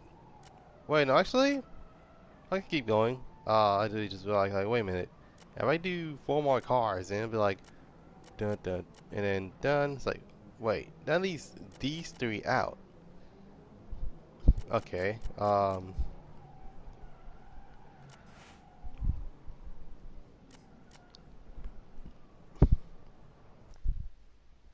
I got a wagon on my hands. But yeah. In terms of the what's it called? In terms of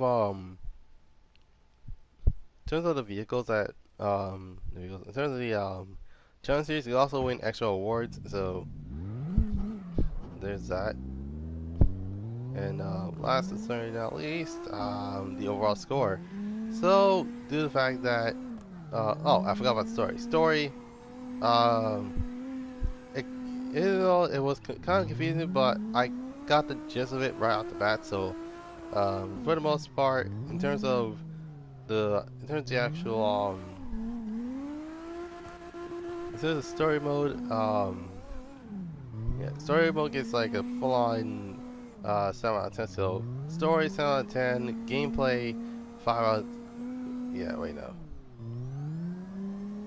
Replayability 5 out of 10, gameplay 10 out of 10, cars 10 out of 10, um, customization 10 out of 10, and last but certainly not least, miscellaneous a full 10 out of 10, which according to my calculations, that gives it a 98 point.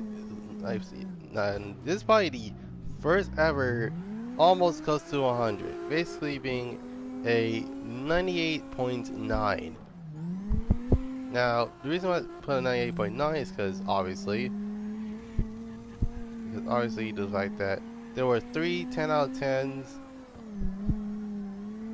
as well as the rate, as well as the replayability, as well as the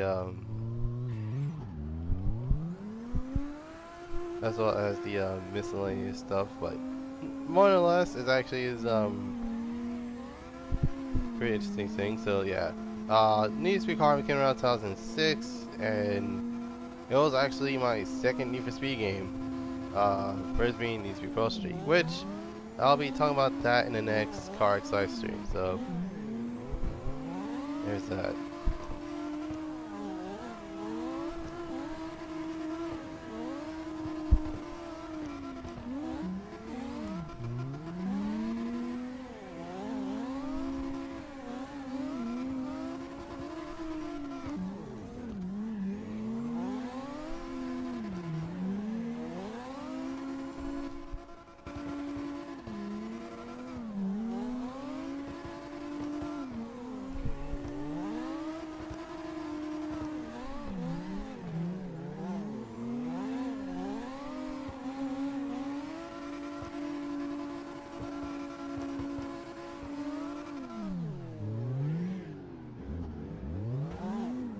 Jesus, today by the way. Oh my god.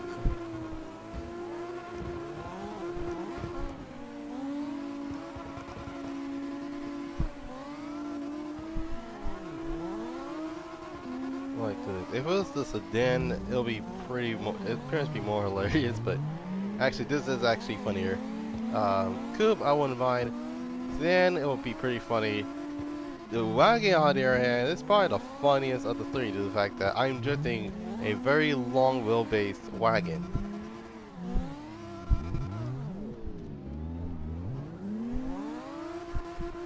My goodness, this is legit not only the greatest, but it's probably the funniest thing I've ever done in the entirety of this game.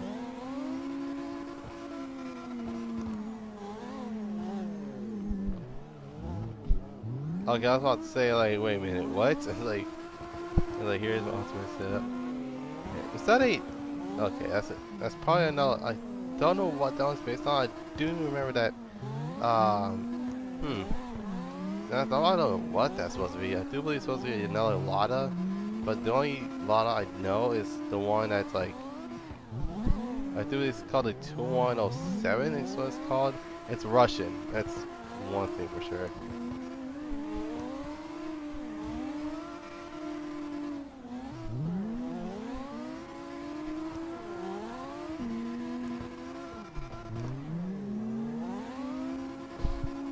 My goodness.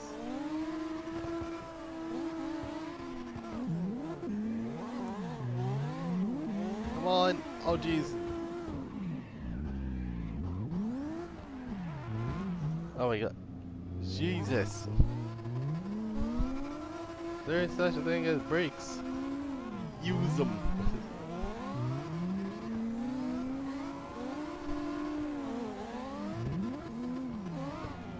Oh god. Oh no. Jesus.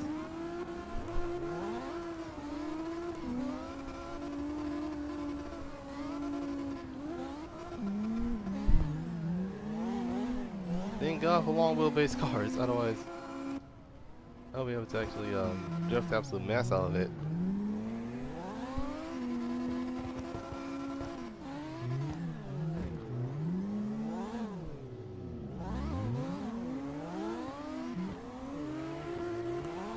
Come on. Okay, thanks.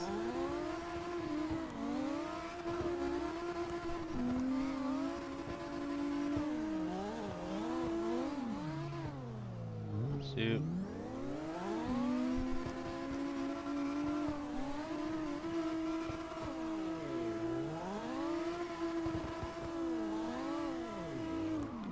Come on. Got it. Alright.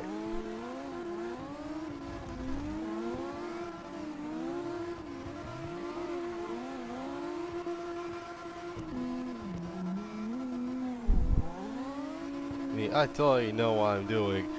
Does a 360 to another drift. It's like, is that even possible? I mean, if you think about it, I mean, then again, have you seen a UPS van doing 1440s before doing the drift? No, thought so. Oh jeez. Oh god. Oh no. Oh no. My bad. Oh jeez. Christ. The winter truck decides to join the tandeming. Oh Jesus. Okay. Come on. Alright. Now the reason how okay, my goodness. I keep stuttering on my own words. My own words are stuttered. Oh no. Alright, wasn't wondering how I'm able to actually look back. Unfortunately there isn't a button. I usually just use the analog stick due to the fact that since it's quite obvious by now, but my controller has stick drift. And I know I should have got that fixed already. Unfortunately, due to the fact that I don't feel like breaking into my own controller just to figure out what is actually going on with the controller entirely. No things like that will be happening for stuff like this is gonna be the usual, to say the least. Alright, so right after this, I'm probably gonna change cars again. Um, and it goes to Subi. Alright.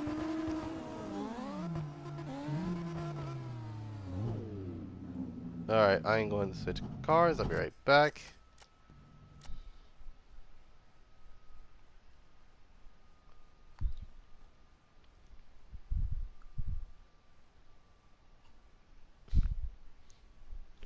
And again, I wish they do something like Midnight Club, where literally, like, you can pause it and then you can actually change your vehicle. So, alright, so this is actually, by,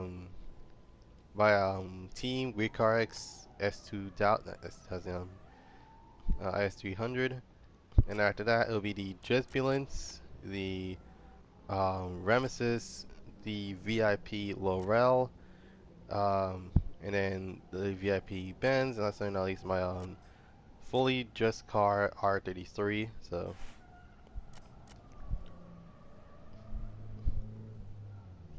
there's that.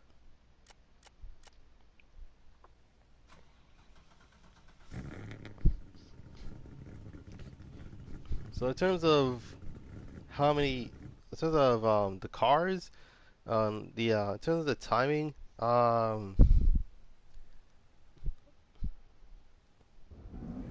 I'd have to go soon, but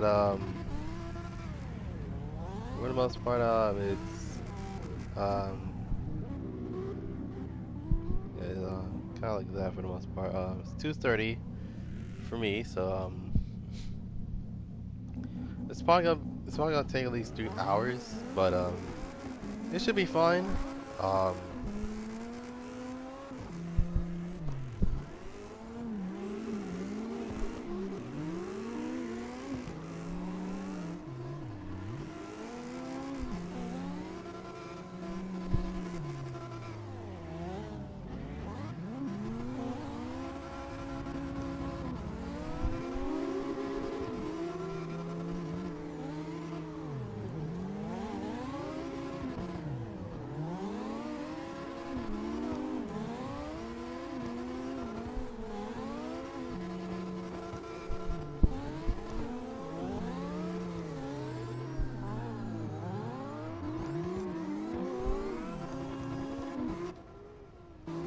oh god, one of them has tire smoke, and it's probably that. I think it was that. Is that? It's an S14. Oh god, I knew it. It's the S14. I'm like, which one of you mofos had tire smoke? It's like, wait a minute. I was like, great. I already know what that would be. Ladies and gentlemen, we have an S14 with tire smoke.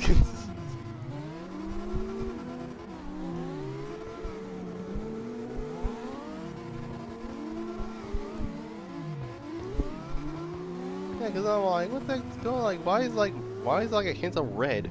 I was like, wait a minute. One of you guys had tire smoke, and it wasn't that RX-7, because the RX-7 didn't even have tire smoke, and the only time I'll rock tire smoke if it's the literally the cotton candy machines, aka my LFA or my GZX90, or aka the Mark II. Oh jeez. Oh my god.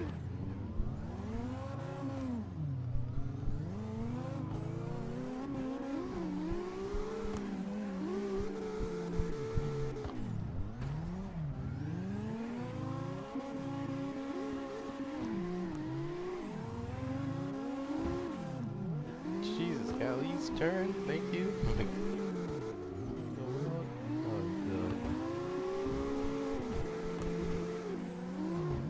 Oh no. Okay.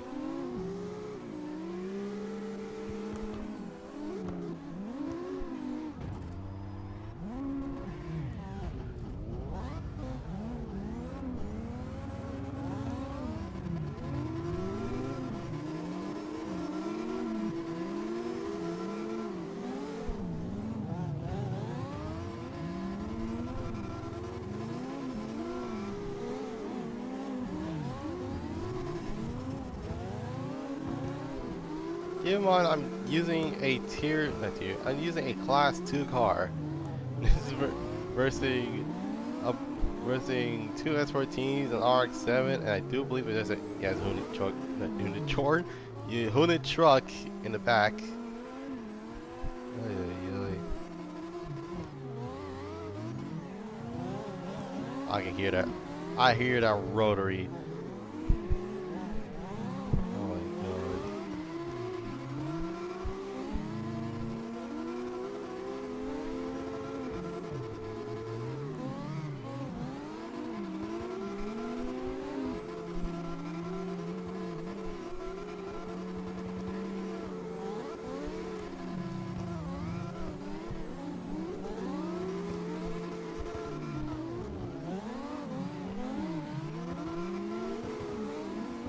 So for those who are wondering, okay, so what do I think about GTA Online's the summer update is gonna be? In terms of what it is, I do believe it's gonna be music themed. Due to the fact that for the most part, well, then again, unless I see proof, I only gonna be hearing rumors. But in terms of what I think when it's going to be, I do believe it's going to be around like the beginning week of December, or either that or the second week of December, because obviously there's like a lot of vehicles that they can actually go for.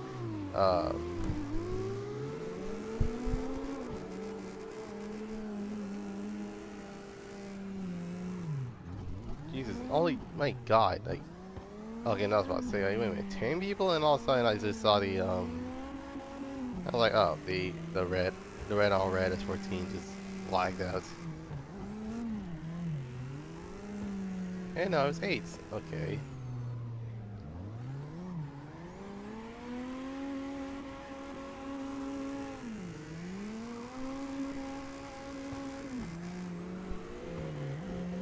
Oh my god, someone legit went full on Vaughan Jr. with a Mustang, like god dang.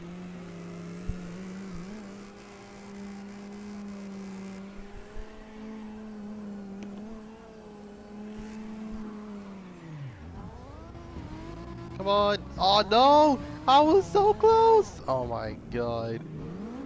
I was very close. Come on. I was at it too. No. Oh Jesus. Okay, and Evan R32 just got here. Like what the heck?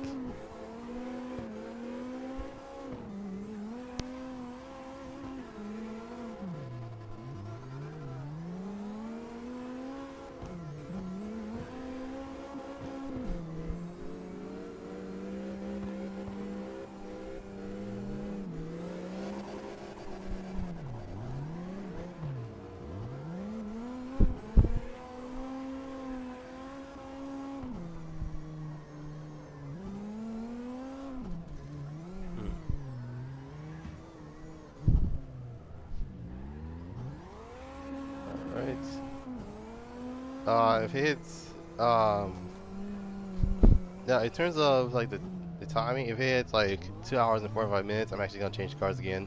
Um, but now it will be, instead of 15 minutes, it's gonna be every 10 minutes to say the least. The fact that I'm legit doing every single car in each class is gonna be pretty long to say the least.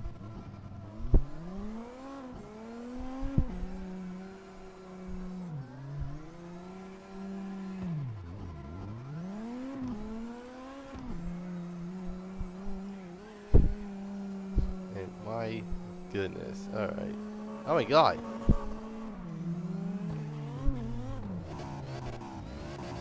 Oh jeez, oh jeez, okay.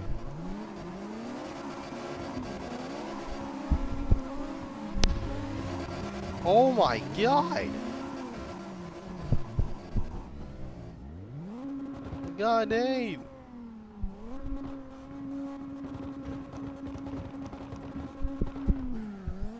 you just don't shove people out of a tandem line. Like what the heck? All of a sudden, just like, oh, NIS 300, boom. It's like, geez, am I not in the group or something? Like, come on. Oh my god, come on, come on.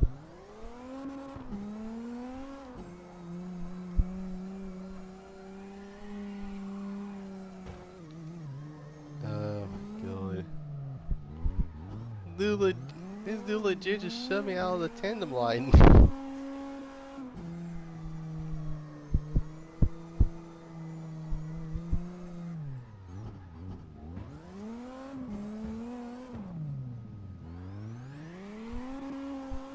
Like, he got shoved out as well? Oh my god, that R32 is dangerous.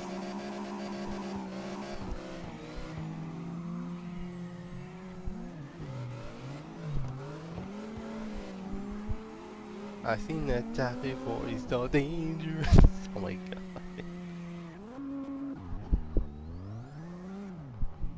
Okay. I'm actually just gonna wait until like the tandem line returns. I don't trust that Advent R32. Oh my god. Wait, speaking of which, where is everybody actually?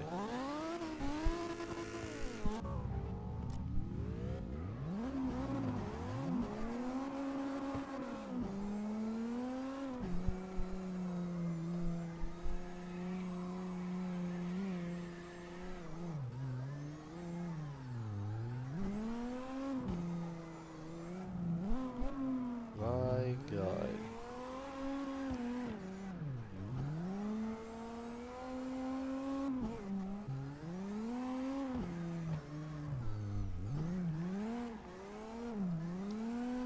Oh, alright.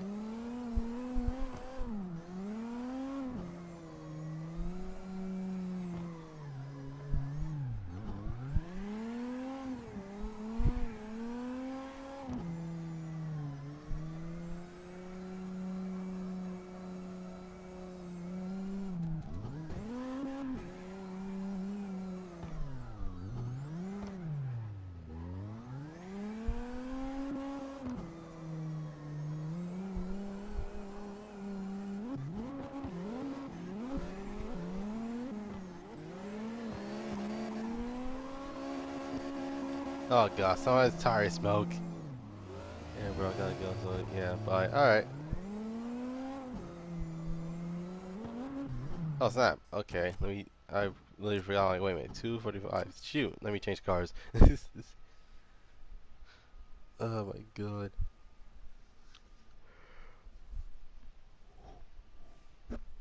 Oh my god. Now I thought I haven't eaten anything yet.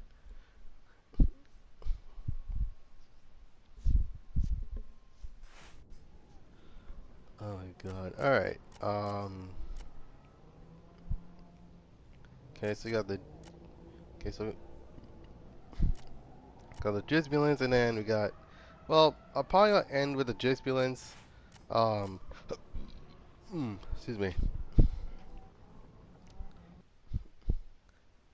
Actually, you know what? I'm doing every single car. It's just that it's gonna be every 10 minutes.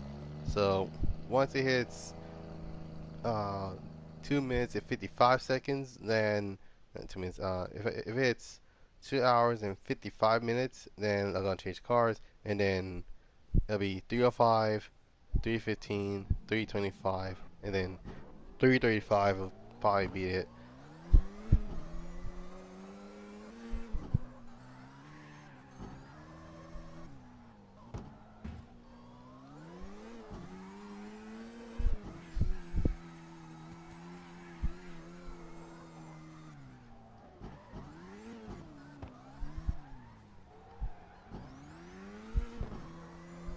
This is the only map I play, or can we eat still gay? I play 3 maps, but I'm more familiar with Springstone. Like, I can actually change it if you guys wanted to, so, alright, so, and not to mention, it's not just East Tollgate, like, there's also other maps, like, For example, there's also Kami Road. There's also LA Block, but I do believe LA Block and Pacific Hills are usually for car meets. Um, time to do some Kami Road because it has been a while since I've done Kami Road.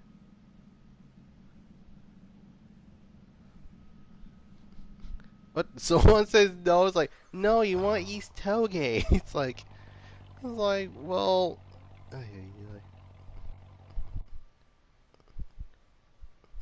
any map. Uh, Now in terms of the maps, I usually do um, invite parse error. That's that's a strange one.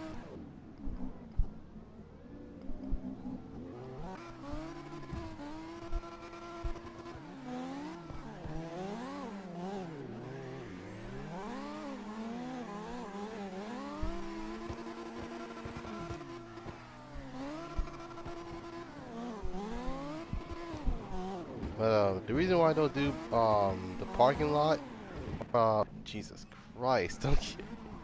And there are plenty of reasons oh, Jesus.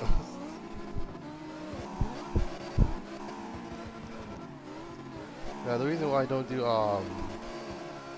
now there is a reason why I don't do a lot of the maps because the only time I would do like Castle if it's like on the holidays and it's like Christmas Eve and it's like, you know what, or like if it's a Monday and it's almost Christmas, I would just like, you know what, I'm just gonna do like an icy-esque type of theme for ay, ay, ay. Keep in mind I have less power than you guys. Jesus. Like I'm rocking a 400 horsepower ambulance. I don't believe that's gonna work.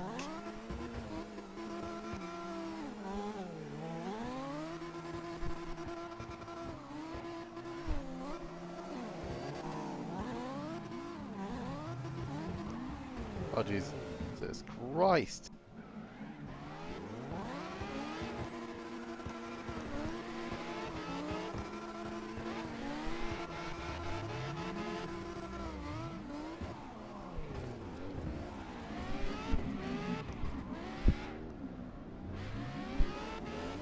Okay, hold on.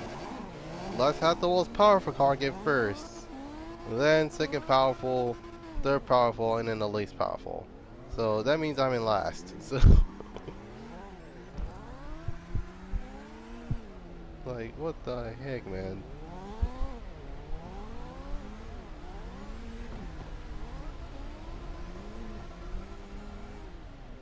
Jesus Christ. The reason I'm struggling in the first place is I can't even like go through it without like I'm getting hit in the back for some reason.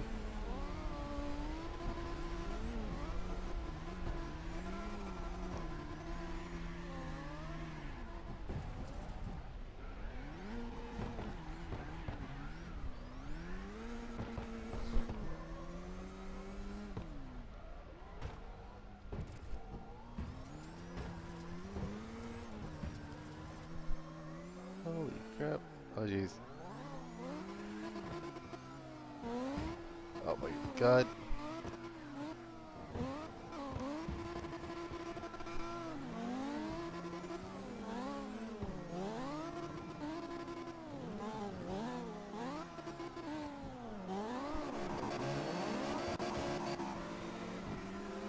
Okay, black tire smoke is not bad.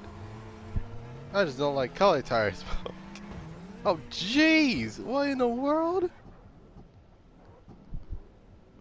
Ay ay ay.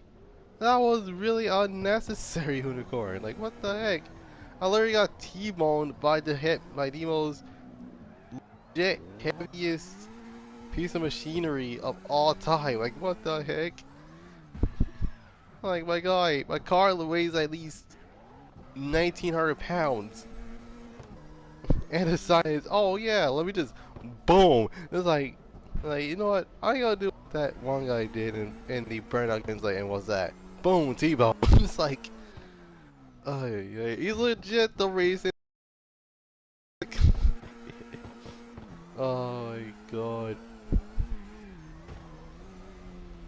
Dude. Oh my god. Oh no. Oh, what the? Well, then again, at least I'm safe from back here. I think. I don't know. Oh great. Okay, around. Okay, so literally 2 minutes and 30 seconds. I probably gotta change cars again.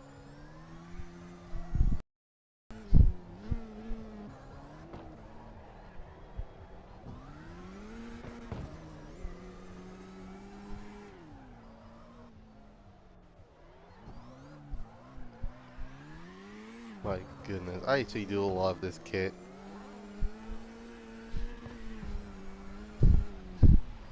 Now, for those wondering, yes, I adjust this entire vehicle up as an ambulance.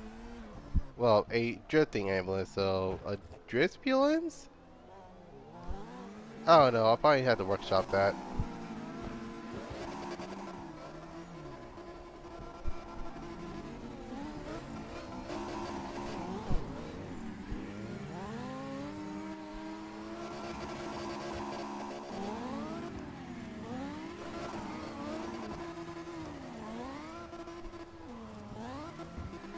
Okay, at least it's not visible to the point where it's like, okay. It's like, wait a minute. Who has black tires? But at least that's, at least it's not visible, to say the least.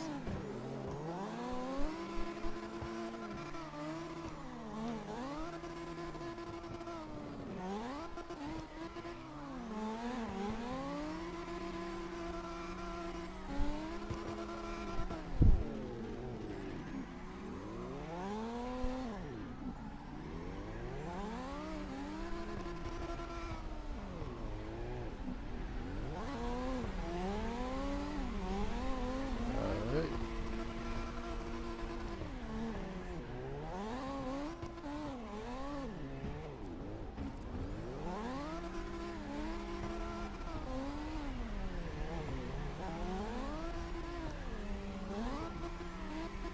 Oh god dang it. Oh my god.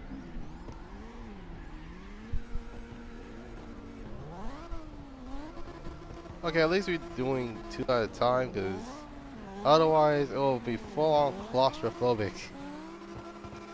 Speaking of which, I actually gonna. Okay, I probably gotta change cars again. Let me just. Alright, let me just finish this tandem real quick. Even though it's causing me to actually go into walls.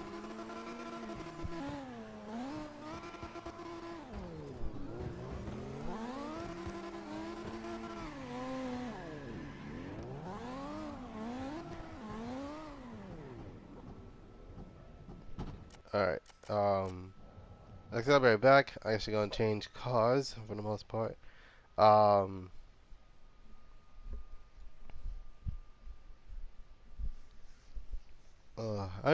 The thing I'm hoping is that I hope that my stream doesn't die, because that's the last thing I want to happen. Um, Alright, I next got the links, which is my wide body RX-8, aka my money grinding machine, or aka it's the only time attack vehicle I can do that actually gives me more than 500k per race. Ay, ay, ay. Alright.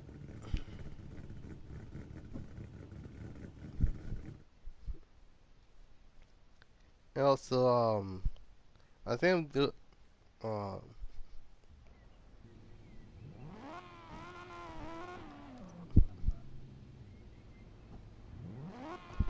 say that my tire, that black tire smoke is nice. Keep in mind, as it is, the reason why I say it's nice is not noticeable. Unlike the bright colors of red, blue, green, yellow. Like, heck, the only time I rock tire smoke is if it's white or let's see, white, black, or like a cotton candy color. Like, for example, I have two cars that is rocking candy, like legit cotton candy pink tire smoke.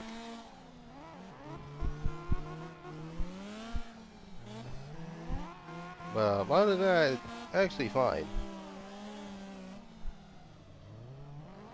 And dude, like my dog is pretty laggy. Uh, Alright, I'm going to change. For the most part, I'm actually going to change the map. I think for the last one, we're going to do East Toge, due to the fact that this card is pretty cool. Unfortunately, it has a lot of problems.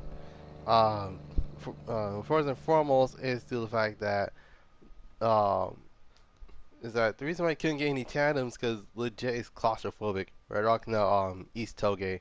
Red Rock, let's see, yeah, Red Rock is cool. I've drifted there before, but I never hosted a lobby there. It's normally Springstone, East Toge, Okami Road. Uh, the reason why I don't do the reason why I don't do Red Rock is because normally no one is there. The only time that people go there is for both car meets and what's it called? Usually there were either car meets or like a tandem section. And there's two of them, which is not bad. But I prefer to actually have one, which one person can actually remember.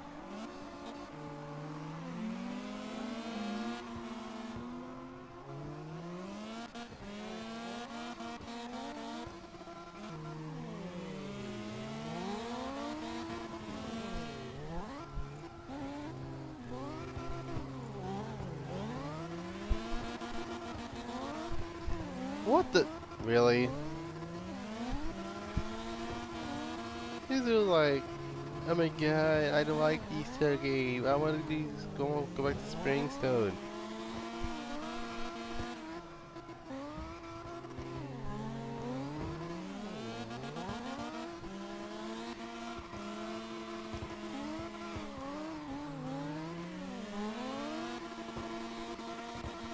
My goodness. Oh jeez. Christ.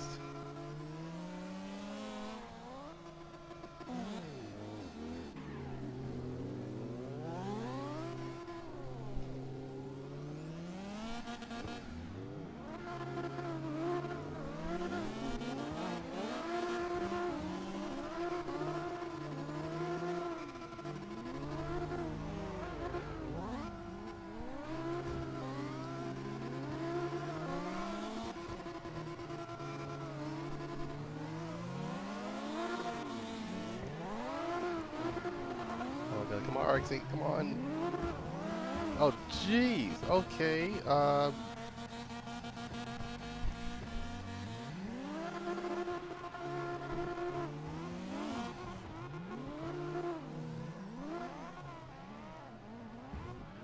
my god. Okay.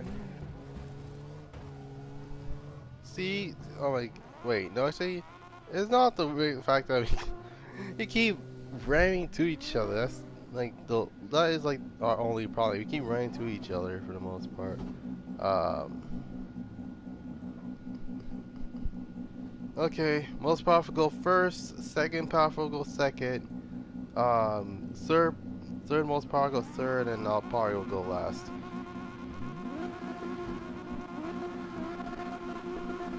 Okay.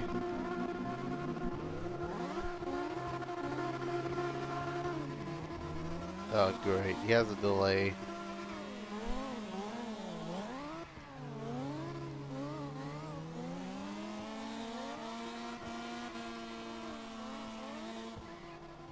Oh my goodness.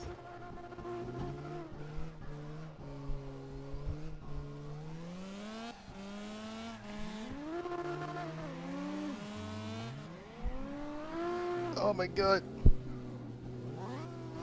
Alright.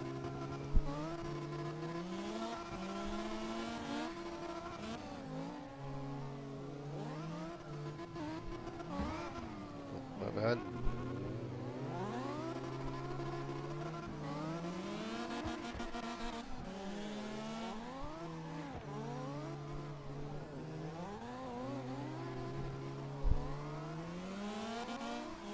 Okay, so I have like at least 3 minutes until I have to change cars again.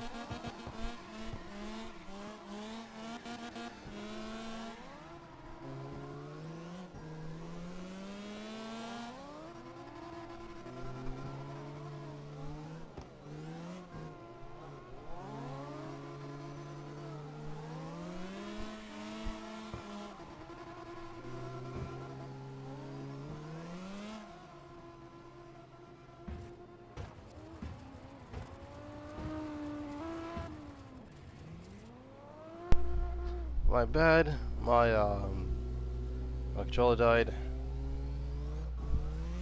Alright.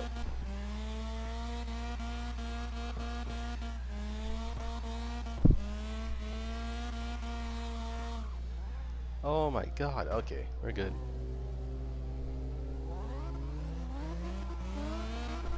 Oh my god, why is this tree up? Alright, it's got Mad Dog on Xbox, wait, or Switch, I don't know. Rocket's on PC, um, and looks like the Supra is also on, wait, hold on. Actually, I couldn't tell the difference between the Switch and the Xbox. Um, Let me park somewhere so I can actually see who is who that is on different consoles, um because obviously that Rocket's on PC because there's like a PC logo. Um,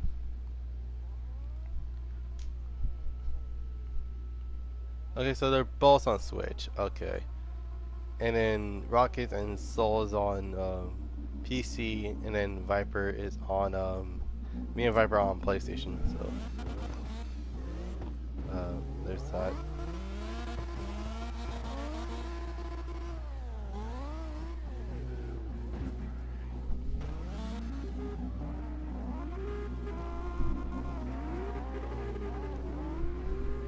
TK is also on PC. All right.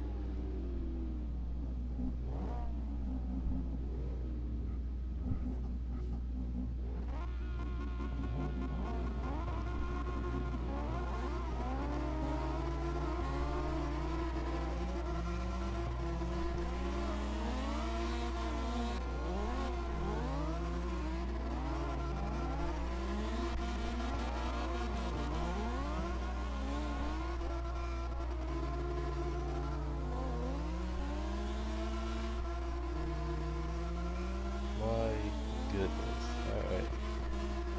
Okay. 3 hours and 5 minutes. Car change. Alright.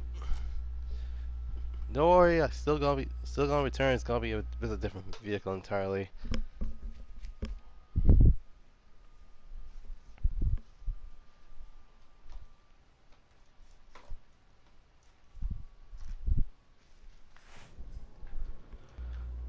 Alright, up next is the Pirate, and it is my VIP um Nissan Laurel.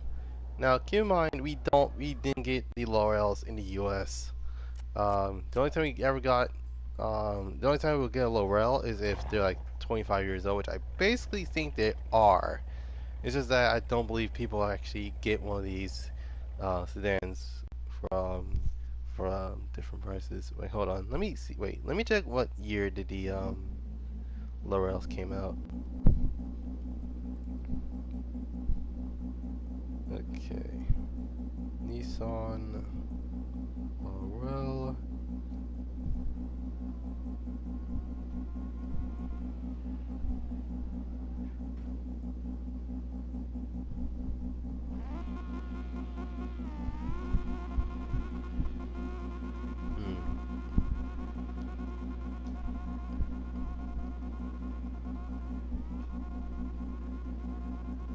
There's C30, C130, C230, C31, C32. I don't think that's the one.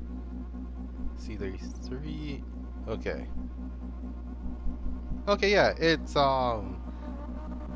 me. It's the same age as the R32, so you guys should be fine. It comes with Okay, so for the most part, the most powerful one they can actually get without getting pulled over will probably be the 2.5 RB25DE, which actually that doesn't sound that bad. And you can either get a 5-speed manual or 4 to 5-speed automatic for the most part. It actually is pretty cool to say the least. Then again, I don't know how much they're going for these days, but yeah, it's these very interesting to say the least. And hold on, hold on, I had that Wi-Fi logo on. Okay, there you go.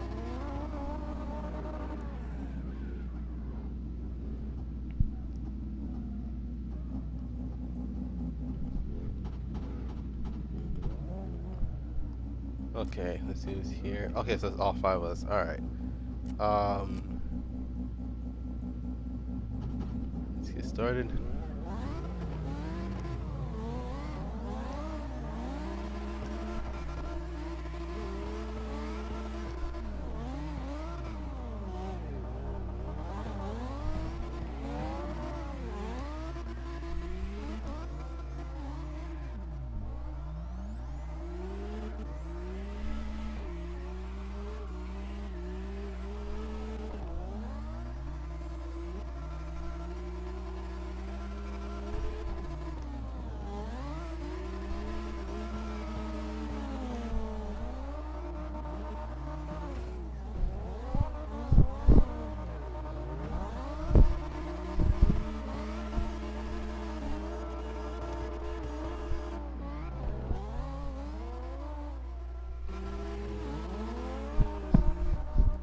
Not gonna lie, it actually looks pretty sick. Okay.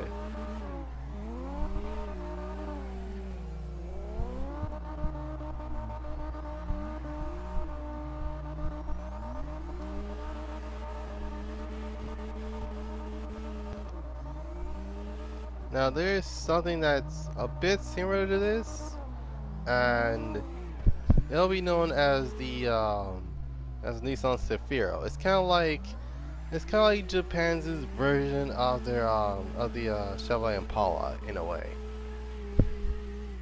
In fact, I do believe like their design aspect is from the Impala, specifically the 7th Gen Impala from I believe it was around the 1990s, if I remember correctly.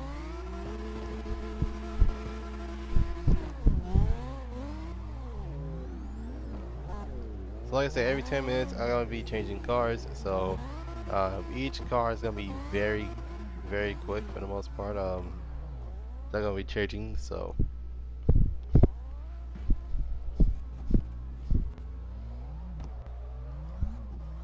but yeah, unfortunately they didn't sell the Royals in Japan, but you can import one.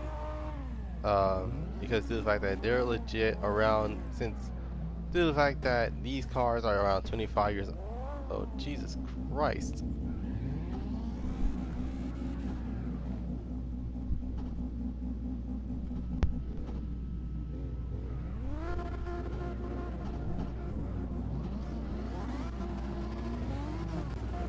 Oh my God! Like what? Okay. We don't know who the leader is. Like what the heck? Oh my God! Everybody going one direction, me and the RX-7 went in the other.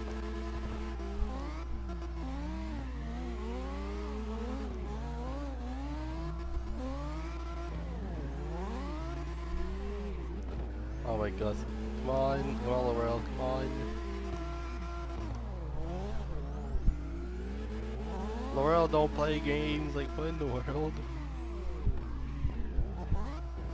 Then again, the most popular one, well, other than the RB25, would have been the RB28. That it's diesel powered. I am not kidding. I looked it up. Inline six, diesel powered RB28. Um, which I don't know why they made a diesel engine out of the RB28, but then again, there is the RB25. wasn't it that it's basically a naturally aspirated RB25. Um, but my God,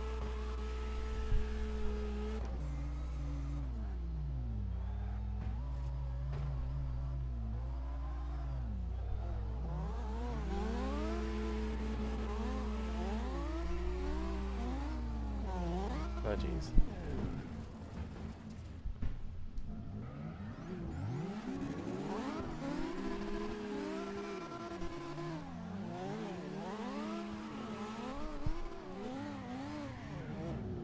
Oh God. Okay.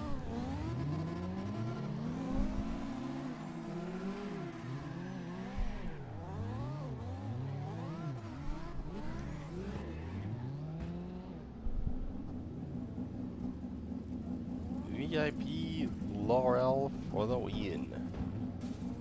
And also, I guess alright, but that's an 86.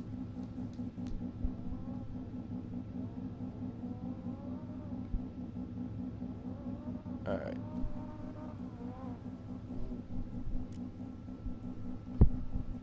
Jesus Christ, Matt.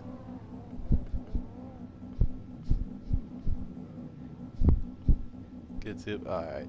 Um. Okay, so far, one person's on Switch, two people on PC, and three of us on PlayStation.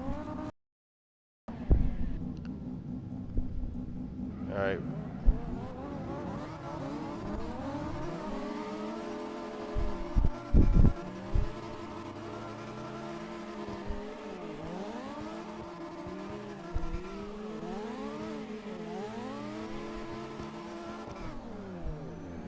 Oh, great. Okay, I only have like a minute to actually before I have to like change my car again.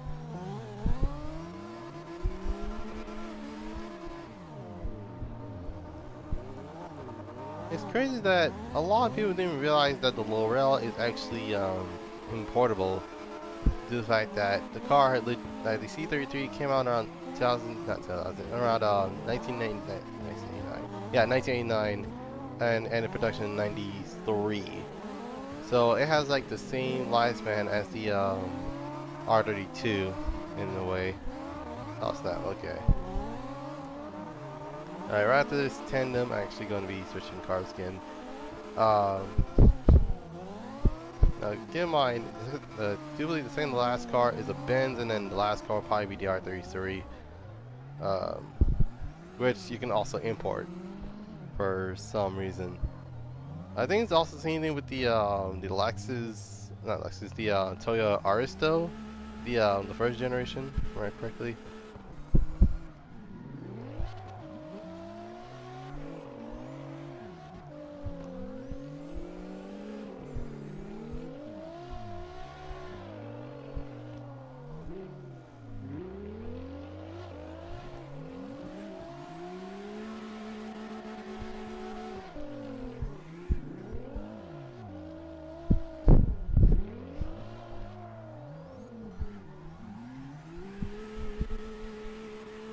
Alright, I'll be right back. I'm actually going to change cars, so there's that. Um,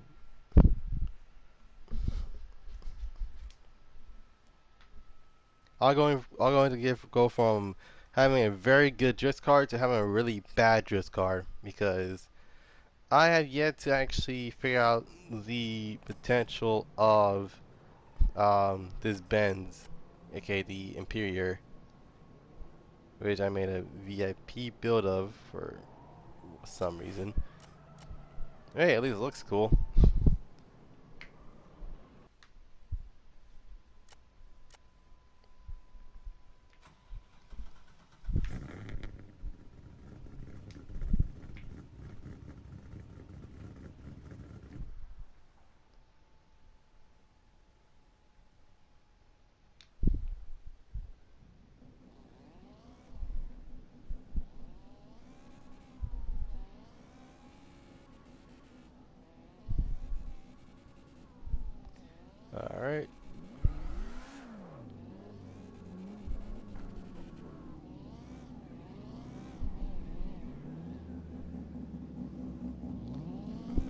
Alright, I got my bands.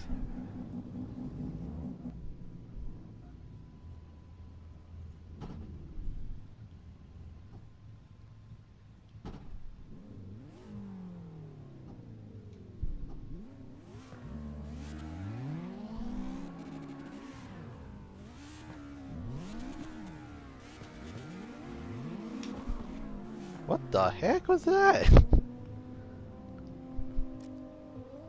And this, whose man's is this? He came out of nowhere. Oh my god, okay.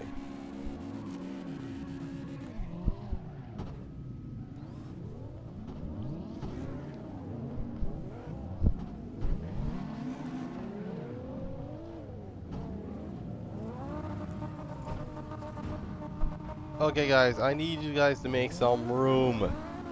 Like, Jesus Christ. Wait, is anybody present? Okay, it looks like Rocket has to like I think he's either getting switched to another car or he's getting something or he's retuning something for his RX-7 because I don't know.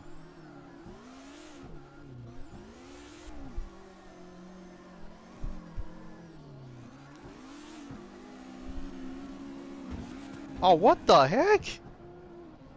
What was that? I wasn't even near him. All of a sudden, boom! I got flew off by. I've been hit by Superman for some reason.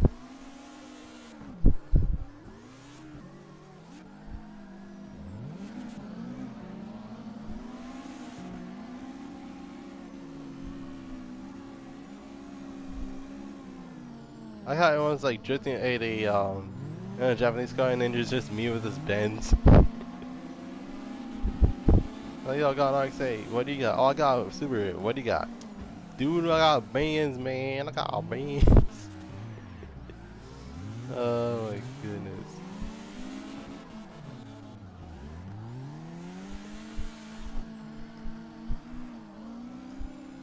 Now keep in mind, like I said, I'm gonna be changing cars every 10 minutes. So this is gonna be the second to last car that I'm gonna be changing into, because the last car I'm gonna be switching will be an R33, or aka the most underrated GTR that actually has came out since the 1990s.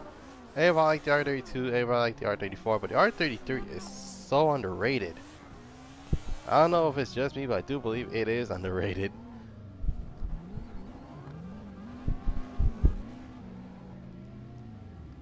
Okay, so we got an RWB Porsche. You got a Chaser, it's still an 8.6. Got a Subaru and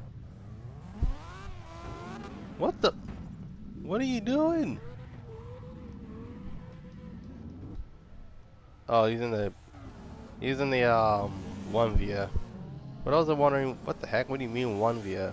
Essentially, it's kind of like the C80, but a bit different. In fact, we actually had those in the US. Those are our 240SXs.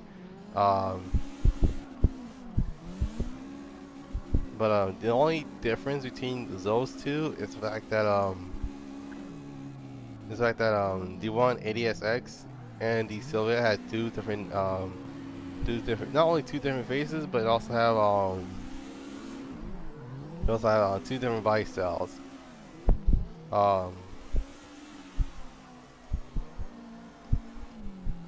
Like, what up? So most likely, let's say someone says an S13, and it's like, oh, okay, which one? The good part hatch is like, wait, hatch is like, yeah, the 180SX, the S13, they both had the the S13 chassis on those. That's why they call it the S13. Oh jeez, yeah, that is what I mean.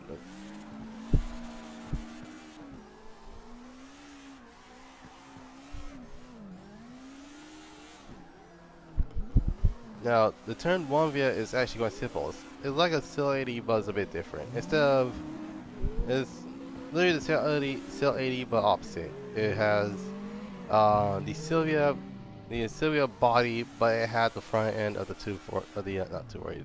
Yeah, the front end of the 180SX. That's basically the coupe model. So it's the same thing with the Cell 80. Like it's a 180 body with a Sylvia front end.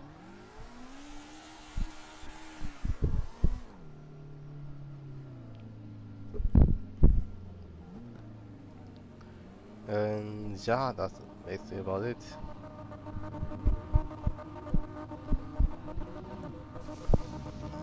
I'm gonna readjust myself to the fact that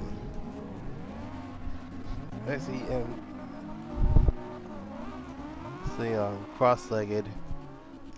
Didn't realize that my knee was gonna be hurting a bit, but as long as I can stretch, I should be good. Um, all right.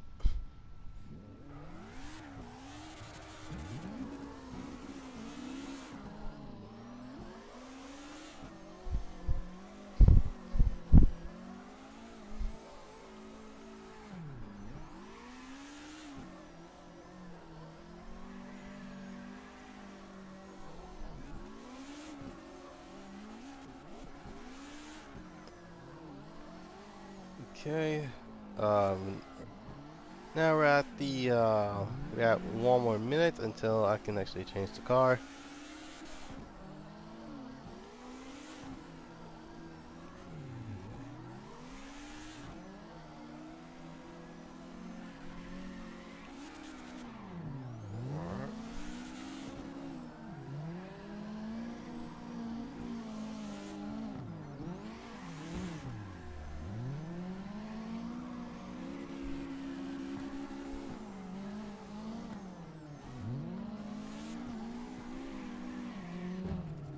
Oh jeez.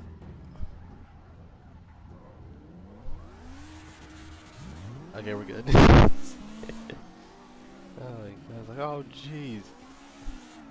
And all of a sudden I was like, okay, we're good.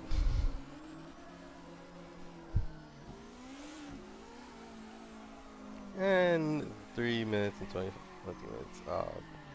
3 hours and 25 minutes. Alright, I'm right back. It's probably gonna be the last vehicle I'm gonna change. Because so far it's been doing very well. Um, it's because normally my live streams is like 2 hour live streams, so normally there's that. But there's also sometimes where it gets shorter. Um, yeah. Waiting for you. Sounds like the R33 as the final vehicle I'm changing to before um if I can actually switch to either class 1 or class 4, which had like all the cooler cars, but it should be fine.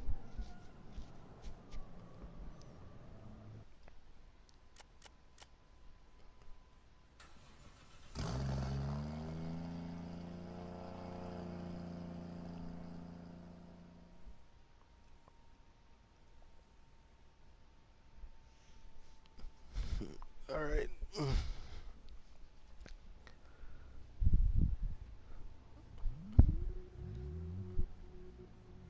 Wait, hold on.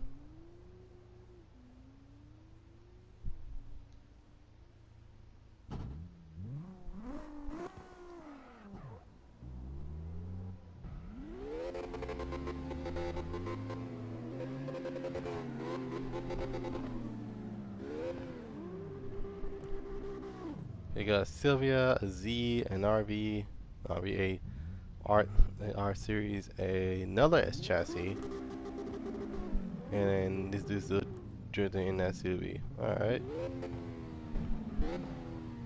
We got an R34.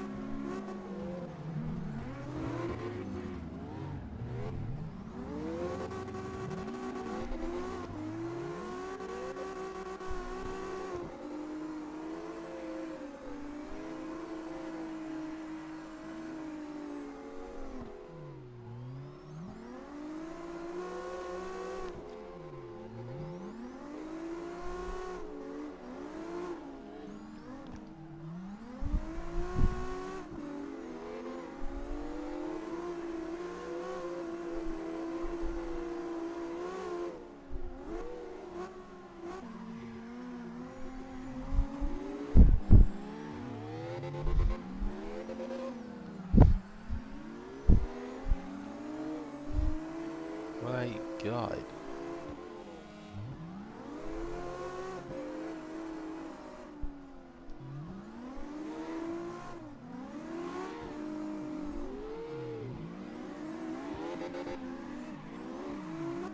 Then again, I don't know why, well, I don't know why many people actually go, well, I do believe the reason is because legit it's easier to go this way and then, like so you go that way first and then in the end it's just a full straight ahead. Or they want more angle, want more drifting, and that's usually to go to the same spot.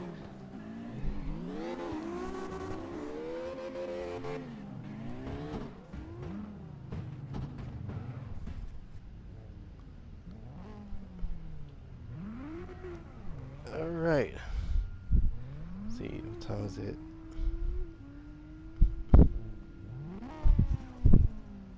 Okay. So, yeah, once it's 15:30, I probably got into live stream. Uh,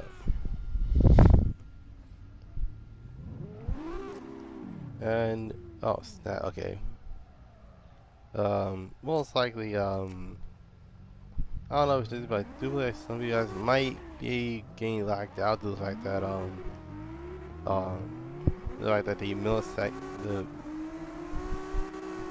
milliseconds that you, oh Jesus.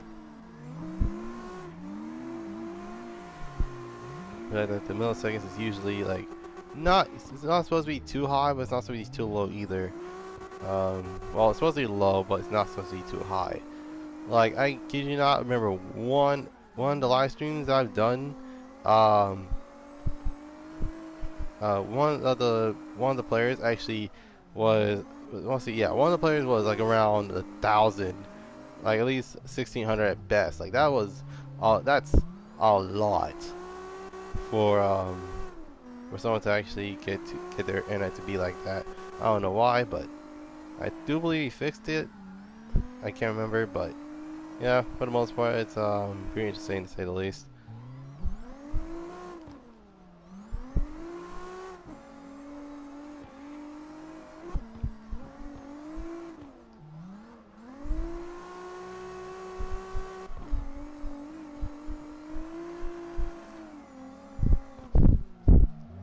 Now, basically, in military time, it's 15:27, but in 12-hour time, it's 3:27.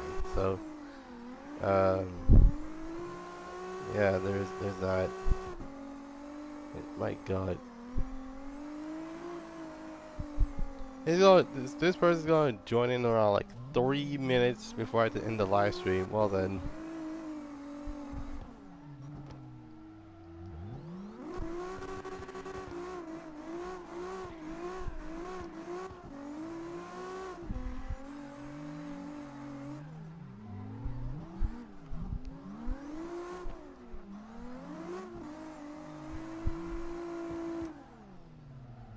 Oh, jeez.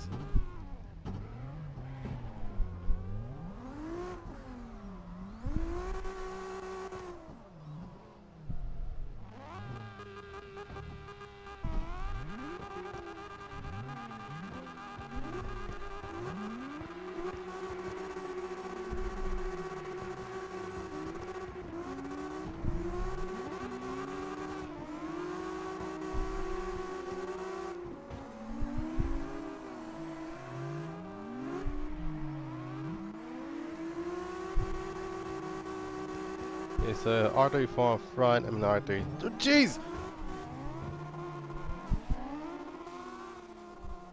Come on! Really? Well.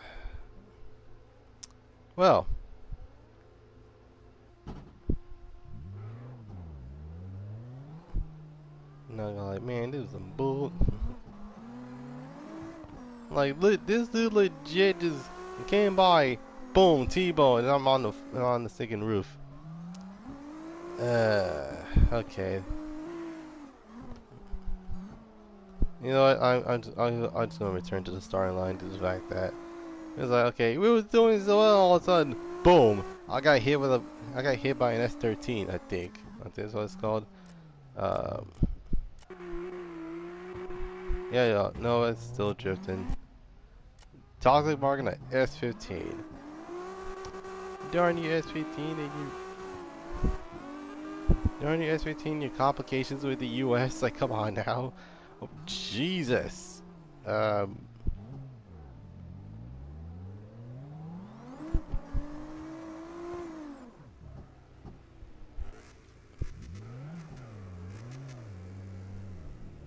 Okay, so we have a Mustang. Looks like an RTR Mustang as well. Um.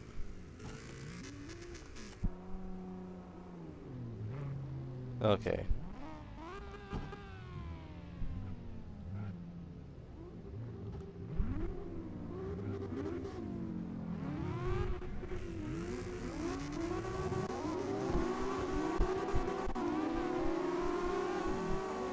Okay, yeah, it's official. It's a Nissan takeover for some reason.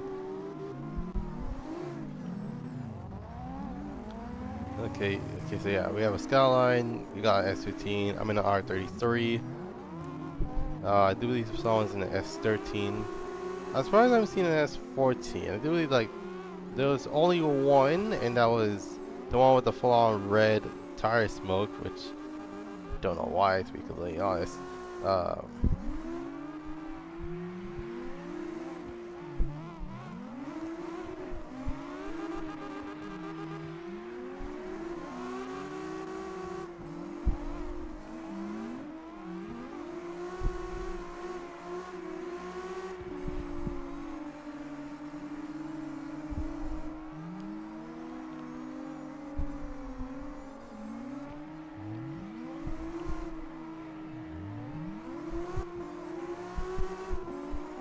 hmm.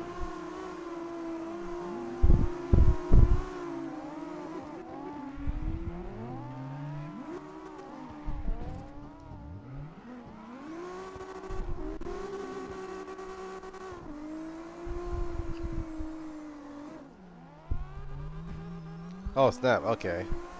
Um, Alright, I want to at least finish the tandem, like, what the heck?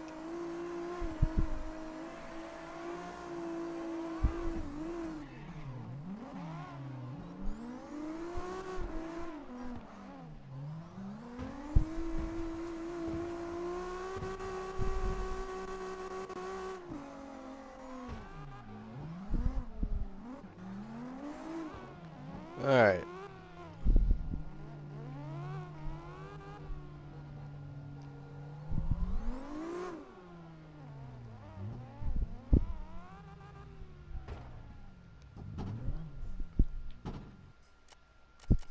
Alright, so, yeah, I finally completed the entirety of, um, finally completed the rest of the Class 3 cars, and I done the entirety of Class 2 cars.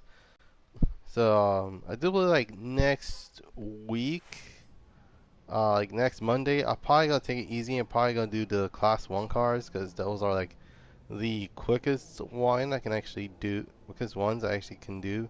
So yeah, without any further ado, hope you guys enjoy this live stream. Leave a like, subscribe, comment down what I see next. You can follow me on Instagram at Goddrifter247sun Productions. You can follow me on Twitter at G27S. You can check out my Discord at Goddrifter247sun Productions. And last but not least, I want to actually make some news. So for the most part, um,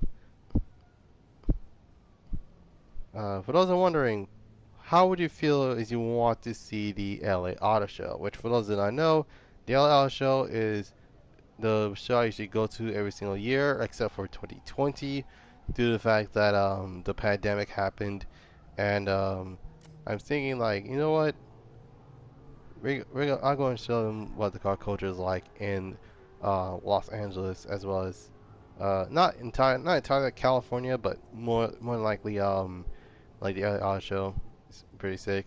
It's gonna be live though, so that's one thing for sure. So yeah, without any further ado, hope you guys have a dope Monday. This is Goddrifter signing off, and I'll see you guys next time. Peace.